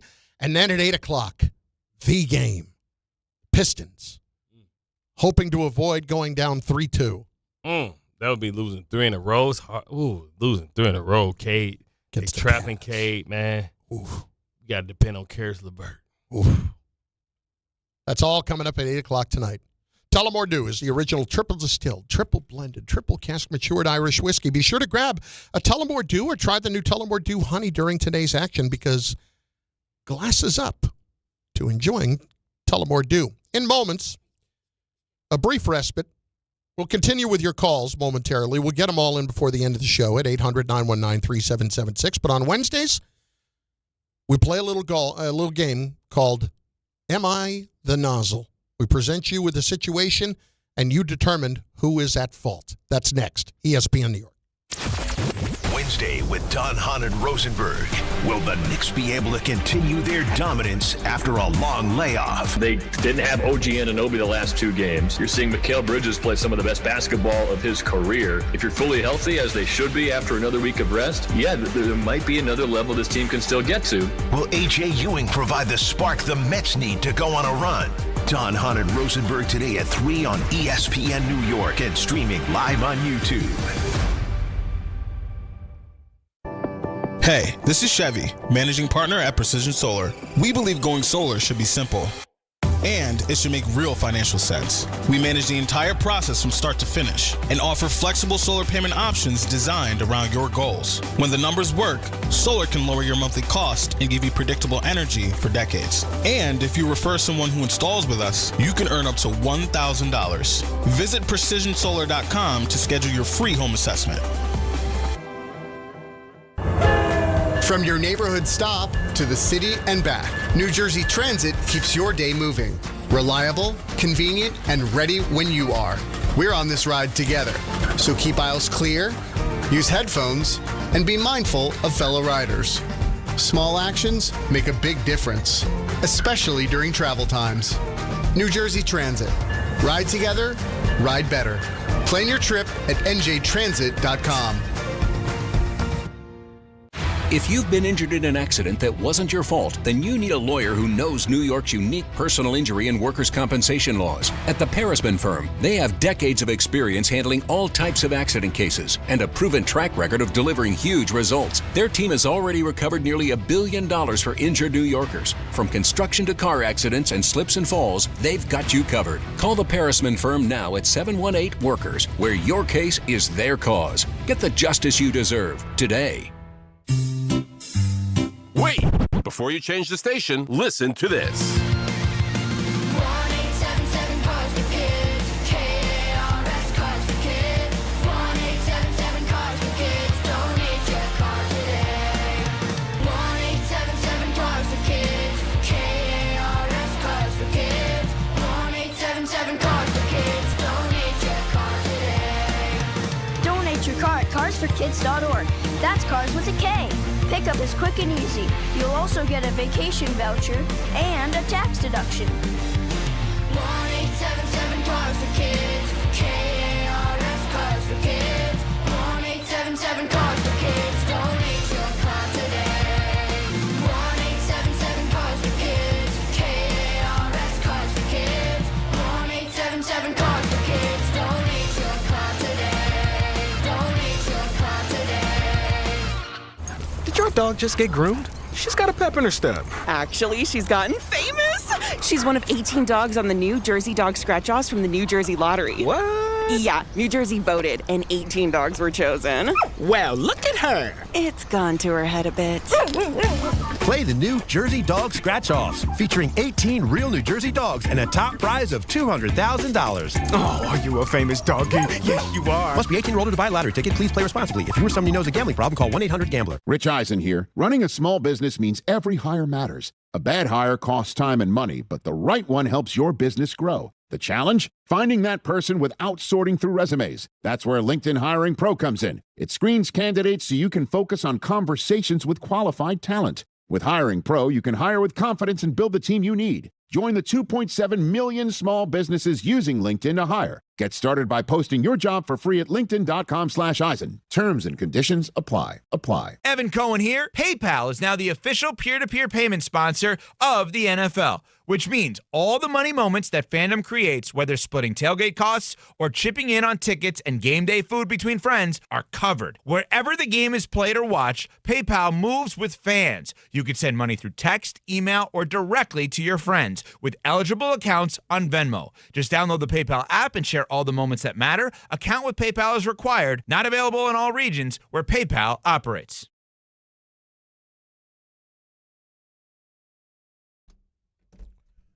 She's Where you get this from, Roy? This is old school. Shout out to Missy Elliott, VA's finest. You can always tell a Timberland beat. Chicka, chicka, chicka. You ready? You ready for the chicky chicky? Yeah. You got to read? No, I don't have any. Oh, I thought you had to read. Oh, I'm about to go picky. I got nothing. Ah, damn. It's Bart and Carlin, ESPN New York, and on the ESPN New York YouTube channel where you can participate in the chat. There's a lot going on in the chat right now. 800-919-3776. But each week on Wednesdays, we play a little game called Am I the Nozzle? There are two sides to every story. Everybody need to keep a cool booty, okay? We're here to judge. I plead the fifth. Am I right? Adoy. Am I the nozzle? I was wrong. Who is that? Oh, that's our guy. That was a caller named Reggie in Harlem. Yeah, Reggie. Oh, okay. Back on the Bart and Hahn days, I believe this happened. I was wrong. Yeah, because I think he had to apologize to me because I had predicted something. He had to say he was wrong. And then he actually predicted the Sixers to beat the Knicks 2 years ago? Yeah, 2 seasons ago. Because then we tried to get him to come back and say, I was right. You know what I'm saying? But, yeah, he never called back. You can never recapture the magic of the initial thing. That magic can never be recaptured. Nope. Tom Bauer's here to present us with situations in which we have to determine who the nozzle is. Tom, nozzle away. Well, let's do it, gentlemen. So, as you guys have known, and I believe we talked about earlier this week, the NBA draft lottery came and went, and so did the Pacers' chances at getting a lottery pick because they got the number 5 pick in the draft, which had to be transferred over to the LA Clippers because they had to complete the trade for Ivica Zubac. I definitely butchered that. I'm sorry. And you know who else is sorry? Kevin Pritchard, who's the Pacers' president, because he released this tweet immediately following the NBA draft. I'm really sorry to all our fans. I hope you can hear my sarcasm in this. I owe taking this risk. Surprised it came up 5th after this year. I thought we were due some luck. But please remember, this team deserved the starting center to compete with the best teams next year. We have always been resilient. By the way, I just want to point out, Kevin, you may or may not have traded your starting center, or let him walk, I should say, to the Milwaukee Bucks in Miles Turner. But the fact that you have to apologize for thinking that you are going to run into luck when you intentionally tanked the season, it's just not a very good look in this whole anti-tanking era that NBA fans feel. I tell you, Zubac is a versatile big. He's, to me, a better version of Hartenstein. You know, he's mobile. He can get out on the pick and roll and all that stuff. And, you know, I'm sure they were hoping to be able to get one of these lotto studs because much like the NFL next year, this is the year where they go 5 deep where you can get your impact player immediately. Even going all the way to the kid from Arkansas that's from Detroit. See how I said that? You know what I'm saying? Like this drive go 5 deep and possibly even farther than that. But you know, for sure we think it's difference makers immediately in the top 5. Here's the thing. Normally, I would definitively say nozzle for making the move. How often do you hear somebody actually admit that they were wrong? He admits he was wrong in doing that. He said, well, this team did deserve a starting center, okay, but he made a mistake. I kind of want to give him a little bit of a pass for admitting he was wrong in that moment. I'm sensing some skepticism from the other room right now. Yeah, you are. From Ray and Tom. Although we do have a little bit of audio I am now seeing from Kevin Pritchard himself. I was wrong, man. Classic. The quote, though, that really sticks out, I thought we were due some luck. Yeah, that's a tough one. Yeah, nothing. Betting on luck is a tough one. You mean after Hottenberg tears Achilles when you try to win a championship? Yeah. That's a tough one. That's a tough one. But I'm going to say no nozzle there. What about you? Nozzle, no nozzle? Nah, I can't go nozzle. I mean, they took an educated guess. I think they were trying to get Zubac a year early to stash him to try and say that they have him in place. And maybe they were hoping they get 6 where they can finish slightly outside. Like the Clippers was due some luck. It was luck. top 4 protected. Right. That's what they were hoping. We're good if we get 5, 6, or 7. No, like if they got in the top 4, they wouldn't have lost a pick. Oh, okay. So that's how that was going to work. They needed to get in the top 4, and they did tank it. I can see where the skepticism is. I understand. Utah was like, oh, it is tough to take when you're betting on luck. Washington was like, oh, my beer. Then again, every time I go to the casino, I'm not betting on skill. Next. So, Chris, this is a life question for you. If you ever had a kid and you wanted to go down that path of having children, what name do you think you would have ever given your child? What name? It would have been a somewhat regular name. Okay. I would not have made it a silly name. Okay. So, but I never really thought about it. What decade is Chris having his kid in? Probably last decade. Probably like 2000 to 2010. So it would have been probably in that range. So probably would have been. That would have been my 30s. A white Jalen. That was a proper name, dog. A great name that Ray came up with. I'll give him credit for this. Carlin. I would never do that to the kid. I would never do that to the kid. In fact, I would let the kid change his last name if he wanted to, or her last name if they wanted to. I don't want to be associated with that. Absolutely not. Anyway, what do you got? Yeah, so I asked that because LaMelo Ball and his partner just had a son. Yep. Congratulations to them. They also launched a nonprofit called I Am Fertility. It's dedicated to supporting women navigating fertility and IVF journeys. That's awesome. That's wonderful. That's a great... Once again, Tom's skepticism, I hear it in his voice. That's wonderful. Here's why they're the nozzle. Go ahead. Well, that wasn't me being skeptical. That was me trying to... Sarcasm is in there. Okay.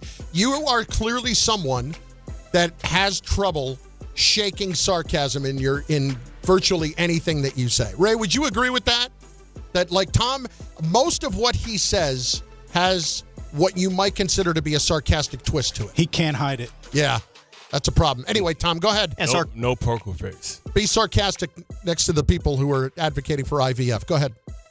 Yeah, sarcasm is my middle name. Any rate, LaMelo Ball, saying that, and his partner. Do you want to know what they named their son?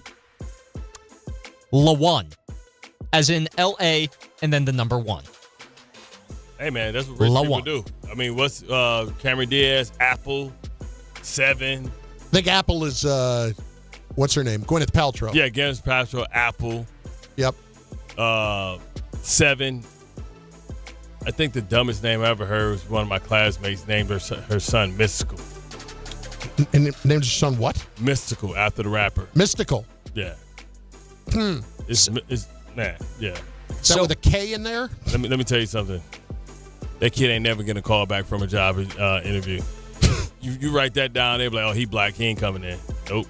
So I think the part you need to take into consideration, which I don't think you have yet, LaOne Ball. That is the kid's name. Yeah, that's not ideal. Yeah, exactly. That's not Lance. Took us a minute, Tom. Thanks for pointing that out. That's not Lance Armstrong's firstborn son? Come on, man. Come on. No, he cheated. I know he cheated. And he tried to ruin somebody else's life. I know he cheated. And he lied on the other people, tried to ruin his life and bully them. So LaOne Ball should be his name. LaOne Ball. That's a tough one. I don't think they thought that one out very well. They think that through it. It's still time to change it, man. At least LaTu Ball. Well, I mean, you're naming a kid. You have to think it through better than that. Mason, LaBig Ball. Yeah, Big Baller Brand. Yeah, Big Baller Brand, LaBig Ball. I would have understood it more as opposed to LaOne. The third ball. So, any rate, the nozzle, yay or nay for blessing the child with this poor nozzle. name. You could have named when that's your last name, yes, nozzle. They should have named him Quad Ball. I can keep this going. Cinco Ball. I know that you can. I'm well aware. I keep hearing Ray give suggestions in the background. I can't. Oh, boy. I'm just going to move on to the final one of the day. One Ball, sponsored by Lance Armstrong. So, any rate, Bart, in your playing days, have you ever tried to do any special rituals or anything to try and get out of any sort of slump that you've been in or to get rid of a bad day? Outside of having sex? Yeah, I'm thinking a little bit more weirder than that. Oh, no, I'm pretty simple. That's it. Have some sex and, usually I'm okay. Well, congratulations. So, any rate, Cal Raleigh, that was said as a man with some sarcasm, as if he has no option to do that for the same thing. So, at any rate, they call him Big Dumper. Cal Raleigh. Big Dumper. Out in Seattle Mariners, runner-up to Aaron Judge last year in the AL MVP race, and now he's off to a terrible start this year. Well, he had an over 38 slump entering last night.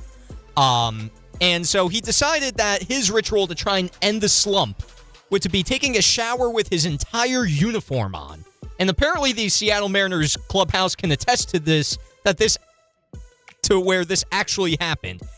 The good news is, he actually broke out of the streak. It worked. But the ritual, a little nozzly, yay or nay? It's nozzly from this standpoint. I get believing in luck and you don't mess with the streak and all those kinds of things when things are going well. If that's what you think the problem is, then it's pretty clear it's a mental problem. Like, I remember doing minor league baseball, and when I first got out of college, and we had a kid who was in a very bad slump, and he had changed his number right before the slump. And he went to the manager and said, hey, I'm going to change my number back. And the manager looked at him and said, if you think the number's a problem, that's a much bigger problem. So, yeah, I'm going to say nozzle because it's not about that. I understand the mindset, but it's not about that, and you have to understand that. I'm going to go non-nozzle because I've seen guys and routinely watch pitchers not step on the line, step across the line, hop over the line. I've seen guys wear the same underwear if they have a hitting streak. I've seen all kind of stuff before. And Turk Wendell brushing his teeth between innings. And especially if it works out. He took the shower and he got out the slump. Yeah, not a nozzle, man. That's what you're talking about, doing anything. I've seen Pedro Serrano, sacrifice a whole chicken for Jabu. You know what I'm saying? Give Jabu alcohol and all that stuff, man. So listen, Ed Harris learned you don't mess with Jobu, all right? Very bad. Very bad to mess with Jobu. Jobu needs a refill. Yeah. Next thing you know, Ed Harris getting hit over the head with a bat. Bart and Carlin, ESPN New York, and on the ESPN New York YouTube channel at 800-919-3776. Some of the names coming in for La One Ball, La Small Ball, La Dumb Ball, Uno Ball. Man, that is unfortunate. Bart and Carlin, ESPN New York. This is the Michael K. Show. The Yankees are a really, really good team, but there are flaws. Is it doom and gloom? Of course not. But there are things that can be improved, and I'll give you a list of them. The bullpen does not have a lot of swing and miss in it. The offense out of catcher is an issue, and another guy that has not performed up to his capabilities and have to get more out of him is Jazz Chisholm. The Michael K. Show, weekdays at 1 on ESPN New York and streaming live on YouTube. If you're heading into summer without a medical emergency kit, you're taking a risk most people don't think about until it's too late. Summer colds linger and can turn into sinus infections that last for weeks. Getting sick right now before vacation can derail everything. And when you're traveling, finding a doctor and pharmacy is stressful. That's why I ordered a medical emergency kit. It's like having urgent care and a pharmacy right at home. It includes essential prescriptions like amoxicillin and generic Z-Pak to treat a wide range of common and serious illnesses. So if you wake up sick at home or on the road, you already have what you need. No waiting for your doctor, no hours at urgent care, no pharmacy lines, no copays. Just match your symptoms to the right prescription in your guidebook or call their telemedicine doctor standing by. Start on your meds sooner and feel better faster. Every home needs at least one medical emergency kit. Order yours online in minutes and it's shipped to your door. And save $45 with my promo code 880 at urgentcarekit.com/880. That's promo code 880 at urgentcarekit.com/880. The New York City Department of Correction offers countless career opportunities, from specialized units to leadership roles that support public safety and change lives for the better. It starts with one step: registering for the New York City Correction Officer exam. Earn over $109,000 after just 5.5 years. Benefits on day one, job security, pension at any age after 22 years of service. Go to nyc.gov/joinDOC or search Join DOC. One career, many opportunities. Registration ends in 2 weeks. Take the test. I'm a dog, and my job is to make you happy. So I recommend Optimum Fiber for your home. It's famously fast, way better than flaky 5G home internet, which can slow down the more people or dogs are online. So switch to Optimum Fiber, starting at only $25 a month with a 5-year price lock. Call 888-4-OPTIMUM or visit Optimum.com today. That's 888-4-OPTIMUM.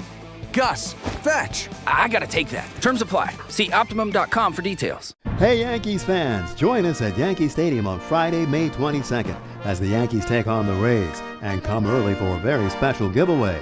It's Giancarlo Stanton Basketball Jersey Night presented by State Farm. The first 18,000 guests through the gates will receive a Giancarlo Stanton Basketball Jersey. Don't miss the Yankees and the Rays on Friday, May 22nd for Giancarlo Stanton Basketball Jersey Night presented by State Farm. Get your tickets now at Yankees.com/tickets. It's Rich Eisen for Pella Windows and Doors. Sometimes teams take a timeout to regroup and call the right play. When it comes to your home, Pella Windows and Doors always has the winning game plan. They do it every day, and that's why your neighbors trust them. Visit Pella.com/Eisen today. Right now, Pella Windows and Doors of New Jersey is offering up to 25% off windows and doors and 0% financing for 24 months. Some restrictions may apply. See store for details. Offer ends May 31st, 2026. Evan Cohen here. In life, as in sports, the pros make it look easy. That's why pro golfers like Jason Day, Ben Griffin, and Patton Kazire trust the pros in lawn care. True Green. They have the experience and expertise to give you a lawn worthy of the PGA Tour. And since True Green does the work for you, you get more free time, or more tee times. So stop stressing over your lawn and start loving it. Sign up now at TrueGreen.com because nobody makes it easier to get a golf course quality lawn than True Green, the official lawn care treatment provider of the PGA Tour. Another dominating step towards a championship. And for the second consecutive season, the Knicks are on their way to the Eastern Conference Finals. Will this be the year the Knicks punch their ticket to the NBA Finals? Inbound stolen by McBride, and then Brunson buries a far corner three. 5 points for Brunson in about 3 seconds. Thanks to all our New York Knicks partners this season, including Wild Turkey Bourbon, Citywide Window Cleaning, DraftKings, and Total Orthopedics and Sports Medicine on ESPN New York. All right, let's go. 800-919-3776, ESPN New York YouTube chat. There is a lot of suggestions for the name that I cannot throw in here that are coming on the YouTube chat for LaOne Ball. That is really, that is, you talk about setting your kid up for failure. That is just a nightmare situation. Unless you just going to give him a trust fund, he ain't ever going to have to do nothing. I know, but you still have to hear it from the other kids. Uniball. Bart and Carlin, ESPN New York. Brian, Manhattan, what's going on, Brian? How are you, buddy? Good. I called earlier. I was going to talk about European football, but let's talk about Knicks. I guess, first of all, I love you guys, and you guys have really grown on me. I didn't really like you when I first started listening to you a while back, but I really think you have an odd couple thing going on, and it's just a joy. That said, I just think that this idea of Giannis, or what if the Knicks, can't play on the same court as the Western Conference, and look at how the Knicks are so much fun right now. And It's not because, they have great personalities. It's because on the court, they share the ball, they play defense, they do enjoy playing with each other. And I just think, they're loaded. Brunson, Cat, OG are legitimate stars. Bridges, Josh, Mitch, Deuce, they're legitimate sort of like second-tier players. Shamet and Clarkson, this is going to be a really good team for a while. I know there's salary implications, but the idea of thinking about what if they don't win, they can win. They can beat anyone. Yeah, we're not saying they can't. I want to preface this. I want to make sure you understand. Yeah. We're not saying that they can't win. Definitely not saying that. We're saying if they don't win. If they don't, so why go there, guys? Because we've been here before in the 90s where they came very close and they didn't quite get over the hump. Mm-hmm. And those teams was as good as this team. And Brian, let me finish here, Brian. And no, this team, talent-wise, the Knicks team of the 90s is not as good as this team. But also, it's never been a superstar available, willing, and has mentioned your team as a possible destination. He could be the guy that helps you get over the hump. Giannis is going to be good for at least 5 to 6 more years. Dominant. I mean, you can in all the names you name. OG. Did he make the All-Star team? OG this year? No. Okay. Did Bridges make the All-Star team? No. Okay. Not saying that you have to have a bunch of teams on the All-Star, but you got a good player. When I look at the, I hate that I always use the Pistons because this team reminds me so much of the freaking Pistons. Like, they have stars like Rip Hamilton and Chauncey Billups. Never in their career, even though they were champions, were they considered superstars. They were never to the level of Tracy McGrady, Vince Carter, none of that type of stuff. They're just a bunch of good, hard-working players that you can count on. It's hard to win in this league like that. Like, I guess the only team that you can say is kind of winning like that is OKC, Shea Gilly, MVP. Jalen Williams is on his way. Who knows if he could be a superstar? Chet Holmgren is on his way. But, like, that's the only team. Every other team that's won a championship in the last couple of years have had multiple. They've had a Jason Tatum. They've had, like, the Knicks are a team that basically has their Al Horford. They have their Drew Holiday. They have their Porzingis or somebody like that. They don't have their Brown and Tatum. We look at those other teams right now. We think about Brown and Tatum. What are the Celtics talking about? They're talking about trading Jalen Brown for Giannis Antetokounmpo. What does that tell you? They've already won a championship. Correct. And they understand what's going on out west. You need two, man. There's playing checkers and there's playing chess. And if the Knicks come up short in this final, it ain't going to get better. And it's, losing 5. And again, we're all going to be rooting for it. It's just, you think about those other teams out west in San Antonio that hasn't won it yet, I understand that, and Oklahoma City that has. Those are two teams that are set up for really long-term success. This is the Knicks window of the next couple of years, and when you don't take advantage of that window, we have seen how much pain that can inflict on you down the line. And I'm not trying to beat a dead horse. The Pistons are set up for long-term success. The Atlanta Hawks now are set up for they position themselves with trading Trae Young for long-term success. And Charlotte is set up for long-term success. So if you don't win, it's not going to get any easier. Yeah, you can play better as a team, but it doesn't guarantee anything. And if you have a chance to get a superstar and he wants to come here, take it. You have to consider it. Tom, can you call maintenance, have them come by to remove the dead horse here in the studio that we've just beaten even further? Might be a little difficult, but I think we can arrange for that to happen. It'll be the one wearing the Piston jersey. Tell them we're eating Sagittarius and Seabiscuit at the same time. Good luck tonight. Thank you, Leslie Nielsen. Leslie Nielsen. Yeah. Good luck. No. Liam Neeson. Oh, Liam Neeson. Close. Good luck. Leslie Nielsen, Naked Gun. I used Liam Norberg Neeson, today. Taken. Greeny is the only one who got it. Greeny can catch my white jokes. All the black players like, what? Bart and Carlin, ESPN New York. Wednesday with Don Hahn and Rosenberg. Will the Knicks be able to continue their dominance after a long layoff? They didn't have OG Anunoby the last 2 games. You're seeing Mikal Bridges play some of the best basketball of his career. If you're fully healthy, as they should be after another week of rest, there might be another level this team can still get to.